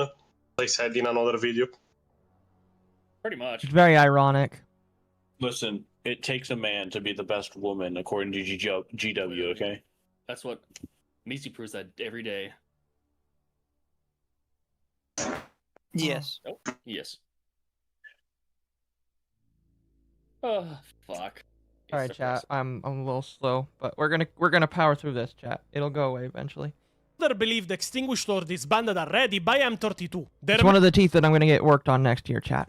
Main base on Luna, the Somnus Citadel, fell into ruin, inhabited for millennia only by an organization known as the Fellowship, faithful servants of the Sisters of Silence by bloodline. Only the now Adeptus Astra Telepathica kept a considerable number under their wing, mainly to crew and command the black ships of the Imperium, still busy for millennia on end with the Great Tide, now that Psykers were needed more than ever to keep also the Golden Throne powered. For the majority, it seemed that the Sisters of Silence were fully gone, with some sparse sightings here and there in the Imperium throughout the millennia, but that is not how things went. The Sisters might have been cast out from Terra, and the main suspect was the Ministorum, or the Imperial Church for that happening, as we learn in Watchers of the Throne, the Regent's Shadow. But the Sisters still existed. They are scattered, formed new orders around the galaxy in secret locations, unsupported and unrecognized. But the work was passed down from sister to sister, and their order, in 1,000 places with 1,000 different cultures, still endured. We learn of this during the Watchers of the Throne series thanks to one of the protagonists, a Sister of Silence known as Tanao Aleia, which more than once exposes how her order operated and how he recruited new sisters for their number as the decades went on. My sense of dislocation had another cause. For a while after returning to the ship, I had refused to mourn, preferring to channel my energy into activity. As the strange days in the Ether had lengthened, though, my thoughts had turned increasingly to what had been lost. I had loved my sisters. It was a fierce, almost desperate kind of love, born of the fact that we shared such a unique bond. All of us could remember the time when we had been dragged into the convent, filthy and starving, more used to blows than words of explanation, and then, slowly, realized that this place was safe, and that it had been made for us, and that we were not alone in the universe. It was not a comfortable existence. We were trained, sometimes brutally. Hestia was not motivated by any benevolent sense of care, but by a pitiless vocation rooted in ancient doctrine. Some who found their way into the convent died soon afterwards, at times from exhaustion, at times by taking their own life. Those who survived became stronger in both body and mind. We learned secrets about the universe, ones that would have been our death sentence if ever uttered outside the walls of that palace. Before we took our vow of tranquility, we spoke and chatted and gossiped just as old juveniles did. We even laughed, whenever our regulated days would allow, sharing private jests about our humorless instructors. Even once the time for spoken words had passed, we still shared those bonds. Thoughtmark, in its fullest forms, was an expressive language, in some ways more so than standard speech, and the friendships I made were all the stronger for the adversity in which they had been forged. Now I could only recall their faces: Erin, Ketel, Ruya, blooded by their untimely deaths. The memory of that was like a wound, gaping and blood raw, taking me right back to my earliest days as a hunted infant, unable to understand why the whole world seemed intent on causing me harm. I could share that grief with no one. I was as alone as I had ever been, surrounded only by the Besold, who could never understand that it is hard for our kind to be isolated. We have less to draw on internally than others. And the great irony of our self-imposed seclusion is that we need human fellowship more, for it temporarily fills the void lurking within our own hearts. In fact, in this series of books, we learned that much was happening behind the scenes at the end of M41 regarding the Sisters of Silence. First thing, Captain General Trajan Valoris had given the order to find and bring back to Terra as many members of the Sisters of Silence the Custodes and their allies could find, as something catastrophic was in precinct of happening, and they would be needed when it did. That event was none other than the fall of Cadia and the opening of the Cicatrix Maledictum, that would lead to what in 40k is known as the Battle of Lion's Gate. But we'll get there in a minute. And not only the Custodes were looking for the Sisters of Silence, but also Chaos was looking for them. In fact, the entire order of Sisters of Tanao Aleia was exterminated at the hands of the Black Legion, their base utterly destroyed when she arrived, before she would flee with an indication to reach Terra. We will later learn that this was a deliberate effort by the Black Legion and Chaos to take out as many blanks as possible before the Cicatrix Maledictum opened, so that the Imperium would be left even more defenseless to what was coming. In fact, her and their ship would barely manage to get close to Terra through the Cicatrix Maledictum before being found by Custodian Patrol, already carrying Sisters of Silence to reach Terra, where the Chaos invasion of Khorne had already started, and the Battle of Lion's Gate was already underway. And it is there that for the very first time in thousands upon thousands of years, Sisters of Silence and Custodes fought side by side once more. And even from the point of view of Shield Captain Valerian, they slotted together to create a fighting force of tremendous efficiency. In truth, I never saw Aleia fight her way towards me until she was virtually among us. She finds this extremely irritating, though I have since learned that Aleia is angered by all manner of strange things. If I had detected her earlier, it might have changed our strategy, since I became aware in those few moments just what a critical advantage it was to have the sisters fighting with us. Valoris was, as ever, prescient in this. Alone of the High Lords he had anticipated the need to restore the structures of the past, and alone of the High Lords he had no prejudice against the non-souled. The records will tell a different tale, I suspect, and this version will reflect glory on the mortal masters of the Imperium, though the story has some truth to it. The later order originated. I understand from the same Chancellor Tyron, whom I met myself, anyone who understands the vast distances they had to cover and the nature of the warp will know that the program must have been enacted many months, maybe even years, before that command was given. In all that followed, I remained struck by how instantly we slotted back into those ancient modes of combat. We needed no exhaustive instruction, but fell into our roles instinctively. They are formidable fighters, the sisters. I have nothing but respect for the physical prowess they display, although that is not their primary function on the battlefield. They position themselves in the greatest danger by doing what they do. They are more lightly armored than we, and attract the largest share of animus from the creatures of the war. As for ourselves, we had never lost the ability to converse in fluent thought-mark. It was one of the martial disciplines we had maintained over the many millennia, and on that day our prudence was rewarded. Those who marched with the Captain General from the Lion's Gate were able to do so in perfect concert, and even for those of us sundered from the main host by circumstance, such as Aleia and myself, our combined methods of controlled violence proved instantly effective. The sheer scale of the Battle of Lion's Gate was ludicrous. The palace was being assaulted by entire legions of demons under the command of no less than 8 bloodthirsters. And Aleia and her own squad will be instrumental, together with Valerian and... So can I ask why they have colored hair like that? Some of these are not obviously redheads. Well, no, they're not all canonically redheads. I know. But... Most of the art is redhead. Probably one of the orders. It's just they color their hair blue. Well, it's kind of like with the Sisters of Battle because they all named didn't Karen. Realize this, but they could be. You never the order of Karen. Who knows? They're gonna ask that bloodthirster's manager, like, what the fuck? Of course not. They can't be Karens. They never speak. That's fair. That's true. A silent Karen is more dangerous and deadly. It's kind of like with Sisters of Battle. Like, I didn't realize, but the order of our martyred lady apparently all dyed their hair white. So they all have white hair. Like, oh, okay. Yeah, the Sisters of Battle usually either it's all black or all white. There's a couple exceptions, like I think the Order of the Bloody Rose or the Order of the Sacred Rose doesn't really. The Bonchalis are blonde.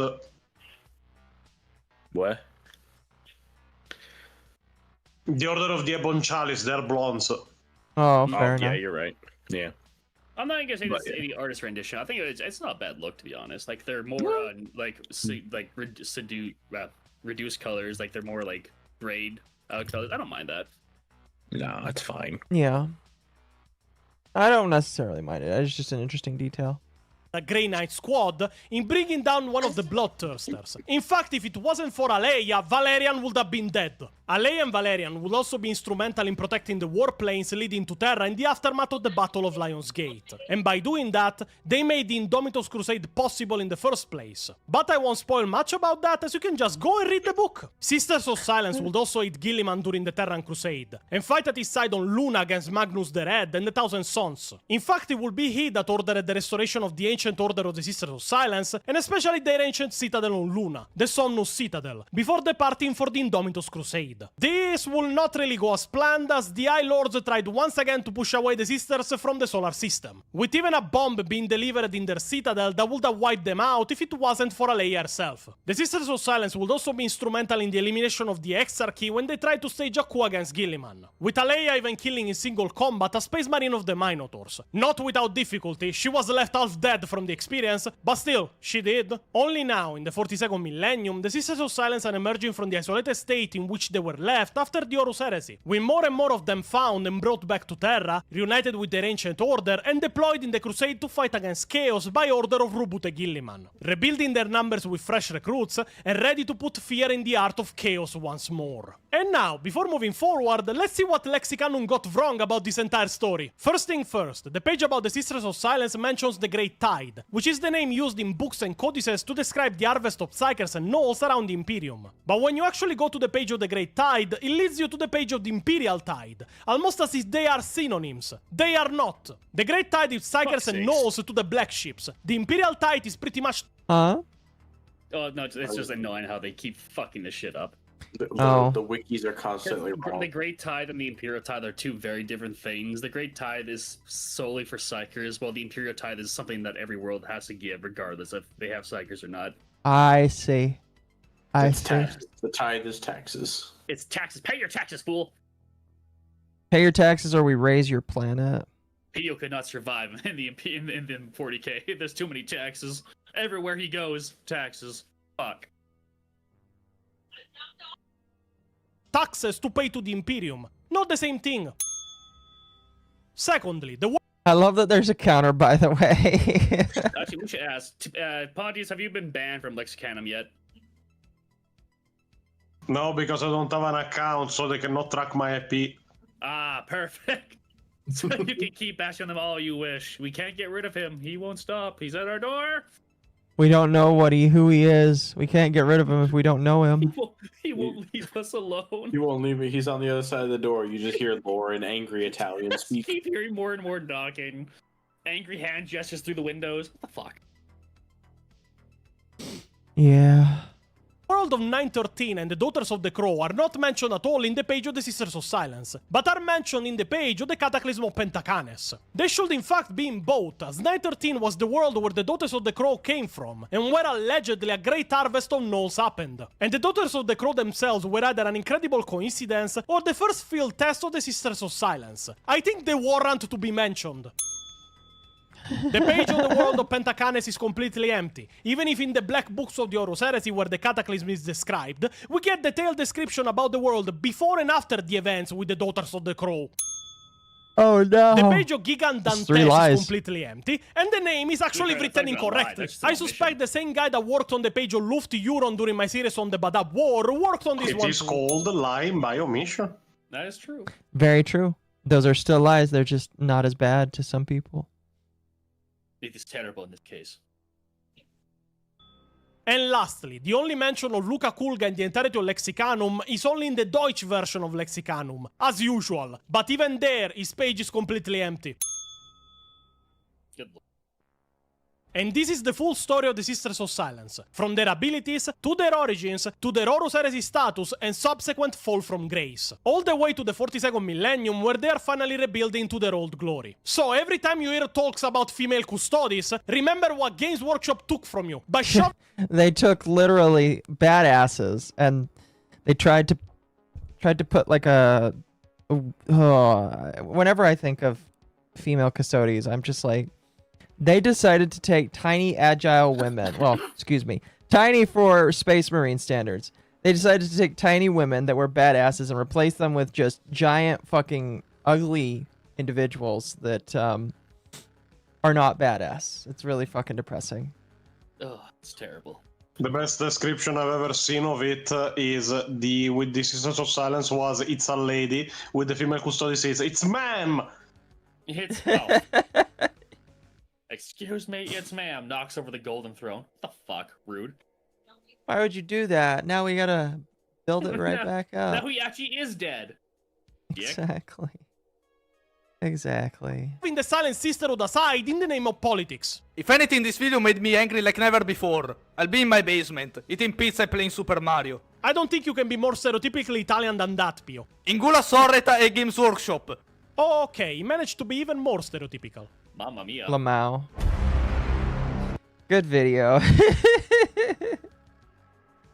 That was good. Obviously it was here chat. I will link it again. People should watch it again without our commentary here. But it was really good.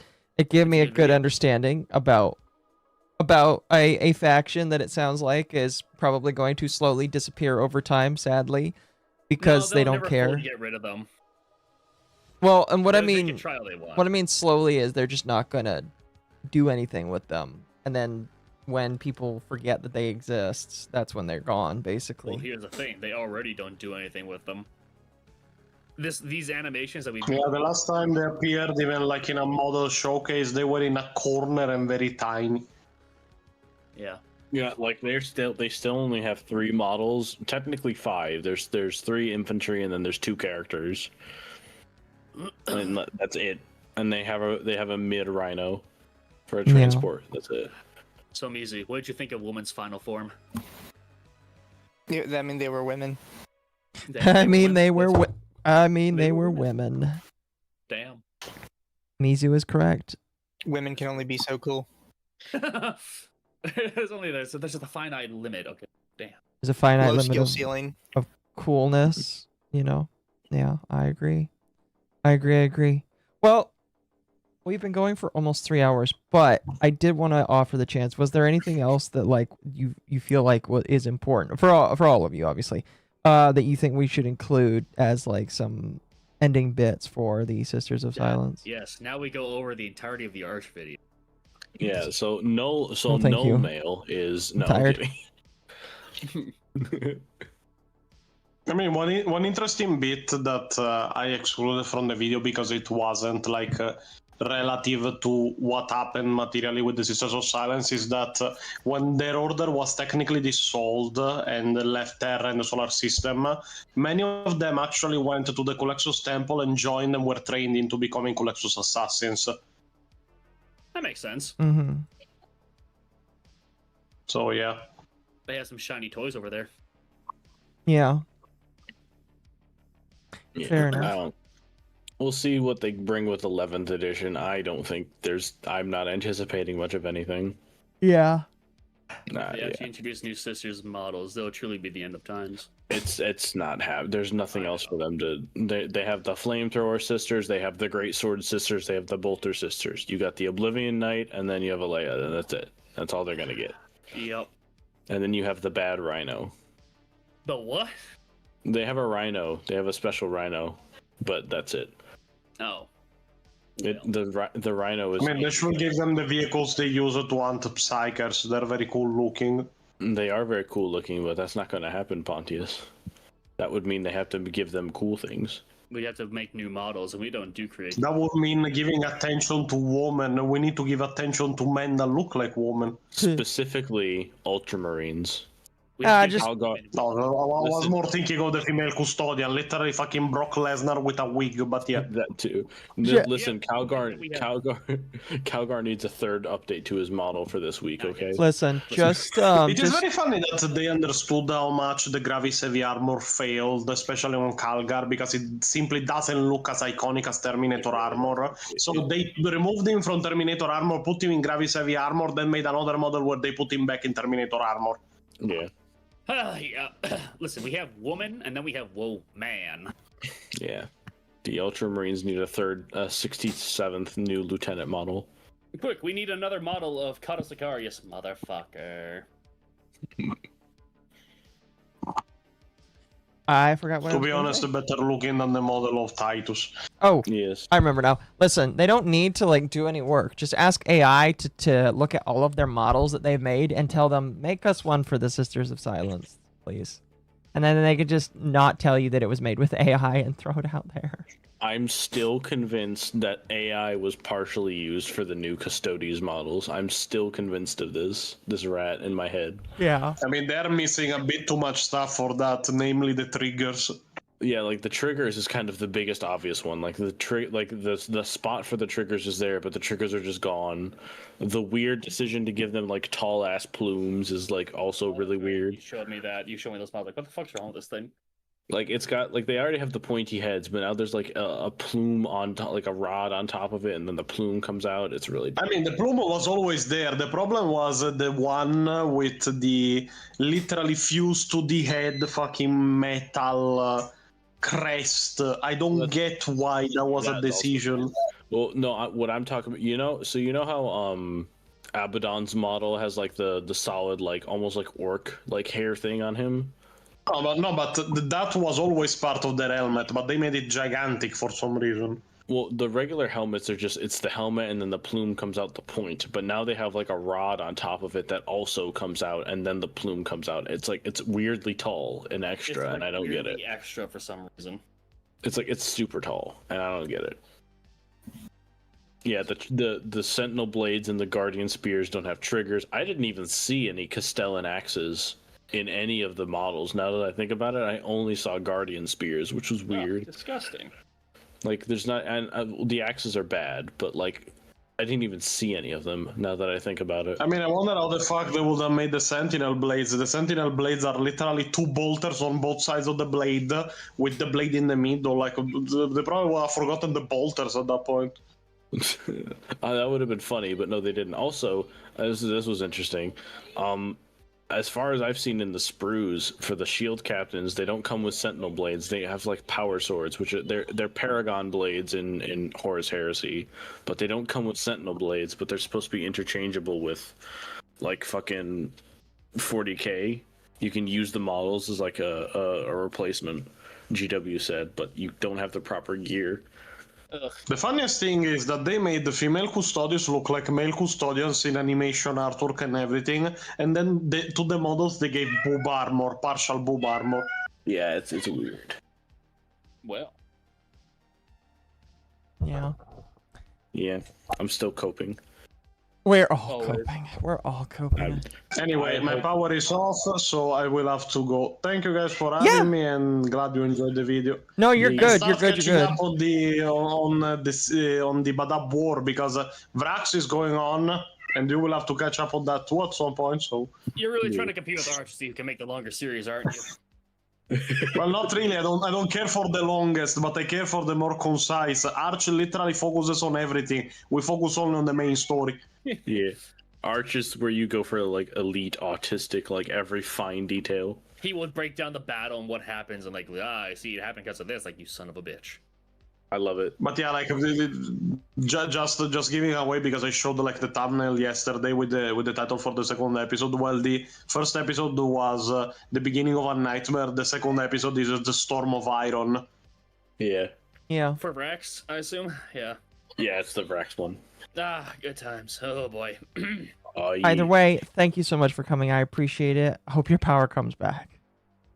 Hoping soon because like okay, it's Italy. It's almost already a third world shit country. But Jesus Christ, on a Sunday morning with no power. But yeah. No, yeah. No, yeah. Anyway, have a good night, guys. Bye. Yep, peace and love. Night. Peace and love. Okay. Well, unless there's anything else that you guys think you want to add with that, I think I'll read the rest of the super chats and then we can like finish up for the rest of the day. No, I think it's pretty solid. I just wish they get more love in general, but like with the honestly, so I've mentioned this a few times. The only reason the female Custodes models have slightly sold is because they packaged them with the new non-resin tanks and dreadnoughts. Mm-hmm. They packaged them together for the pre-orders. Tanked. Yeah, for the pre-orders, so you couldn't just get the tank or just get the dreadnoughts. You had to package it with everything, and even then, they did not sell well at all. Right. Those fucking models did terrible. It's pretty bad. I just hope we get the +1 wound, +1 toughness. It's rumored for 11th. I want my toughness 8 Terminators, and I'm gonna make Eclipse cry with them. Yeah, you've already made. No, fuck you. You're gonna try and use the again, you prick. No, if I have T8 Terminators that can just uppy downy across the board, I don't care about the death card. I swear to God, I will make entire ranged army of Blood Angels just like fucking ball predators somehow. I'm just gonna Overwatch everything. Well, while you read your supers, do you mind if I dip? Yeah, you're more than welcome to, Mizu. You have a good night. Chat. Have a good night. Damn, he didn't even hesitate. As soon as Akko said he could leave, he was just like, all right, bye. Like, thank God, the autism. He's fine. He's fine. No, it was just really funny how quickly he was like, all right, sweet. No, yeah, he's He's tired of that nerd shit. Pyro for 2 says 17 POs were lost to reestablish Pontius's internet. At least temporarily. 17,000 more. At least temporarily. Pyro also said, and they may sideline the SOBs for the sake of true heresy. No, I don't think they're gonna get rid of the Sisters of Battle because that would actually make people genuinely serious. Even someone like Bricky would have to complain. They don't want him to do that. What was I gonna say? There was something I was gonna say, and it was kind of in relation to Mizu's last like anime audits he did with Kendra. Yeah. And it had something to do with like female, like what was it? Like, you know, it was basically like the amount of female protags in a way. Like they were. Yeah, it was like people complaining that there's not enough women. I remember. I remember. Pay attention. It was about like women in shonen and how they're never the main characters, and I was like, well, it's a shonen. It's not a show. You go watch a shoujo and shit. And it's like they're doing the same thing with like you have the women characters and you're not giving them the attention, and you're making that. Like this is a war story. This could be like a war's kind of a guy thing. I'm sorry. Yeah. Like, well, it's like they're in war, but then they make the badass female characters, and then they do what they did with her, where it's like they just casually kill her, like offhand. Yeah. Fuck you, get out of here. It's like, well, do you want the cool female characters or do you not? Like, come on. Yeah. One more from Internet Zen where he says, one other side note for Sisters of Silence is the stuff they did during War of the Beast and M32 after the Order was disbanded, mind you. We don't talk. Yeah, they came back for a brief moment to help with that, and then they left again. We don't talk about the War of the Beast. I'm sorry. It's a very bad book series. It's really dumb. It's a shame you didn't read that before Pondy slept. I would love to see how he hates them too. It's all right. It's all right. Anyway, chat, that was pretty much it for our monthly Warhammer night. We'll obviously have to work on the next topic and then jump back in there. I appreciate everybody that came by today. Pontius and Mizu, since they both left. Sid and Eclipse here. I hope you all enjoyed yourselves. Yeah. I always enjoy talking about Warhammer, despite the fact that it keeps wanting to kick me in the balls. Yeah. Constantly. Next time we're going to be doing Star Wars, then Eclipse. I'll take care of it. Don't worry. You get to rest. We're not doing Star Wars. Okay. All right. So the Desolate Clan of the Hutt Cartels. Shut the fuck up. We're not doing this. All right. Chat, I must send you guys off. If you're on YouTube, you're going to Words of Paradise. Yeah, Words of Paradise. I'm saying Words of Paradise. Say hi to Leon for me. And we'll be back tomorrow. I apparently do not have work tomorrow. I thought I had work tomorrow. I had work on Sunday last week. I thought I was going to have work on Sunday this week. I checked my schedule. I'm checking it again right now. My next shift isn't till Monday, so I might do a stream tomorrow. Oh, happy time. We'll see. I was not planning on it, so I didn't have anything prepared. I mean, granted, most of my streams I prepare in an hour. Well, more like an hour or two. But it depends. The problem is there really isn't a lot. Well, I say there's not a lot to talk about. Asmongold apparently. He's saying things. I know what you're talking about already. Somebody brought it up. I didn't want to bring it up during the main segment because, like, you know, Pontius isn't there to like talk about that kind of shit. I don't think it's Stellar Blade. It's the other thing. I think I know now. Yeah, if I do a stream tomorrow, it'll probably be one of the main topics. We'll see. Internet Zen Masters threatening to drop a moon on me. Oh, you mean like Chewbacca during the Yuzan Vong War to save Han's kid? Don't get me started. We don't even talk about the death of Chewie, okay? Damn. It was really cool. He roared at the moon like a badass. He roared, then he died. It was a Giga Chad moment. He saved Anakin. All I will say, chat. Is Asmongold is saying things that he doesn't know or understand. And here's the problem with streamers. Asmongold is probably the end. Asmongold and Hassan are pretty much on the same level with this, in my personal opinion. But you have people that have no idea what they're talking about. They've never done research. They've never looked into what they're saying. They are just assuming based off of like their mindset that they are correct. And Asmongold has been saying some things. I disagree with those things personally. Mostly because I have done the research in the past. And because I have done the research in the past, I think that the fact that Asmongold is doing what he's doing right now is retarded. And, you know. Now, granted, you know me, chat. I am not like a heavy lolicon or anything. I'm just like, you know, somebody that sits kind of on the side of it. But I just see what Asmongold is doing, and I'm just like, dude, you are on the precipice of pissing away all of the VTubers, or at least the VTubers that like are cool. Yeah.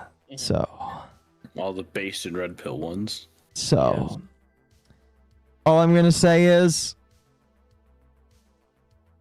I'm not gonna say I'm not surprised, but I'm also well, I'm not gonna say I am or I'm not surprised, but disappointed.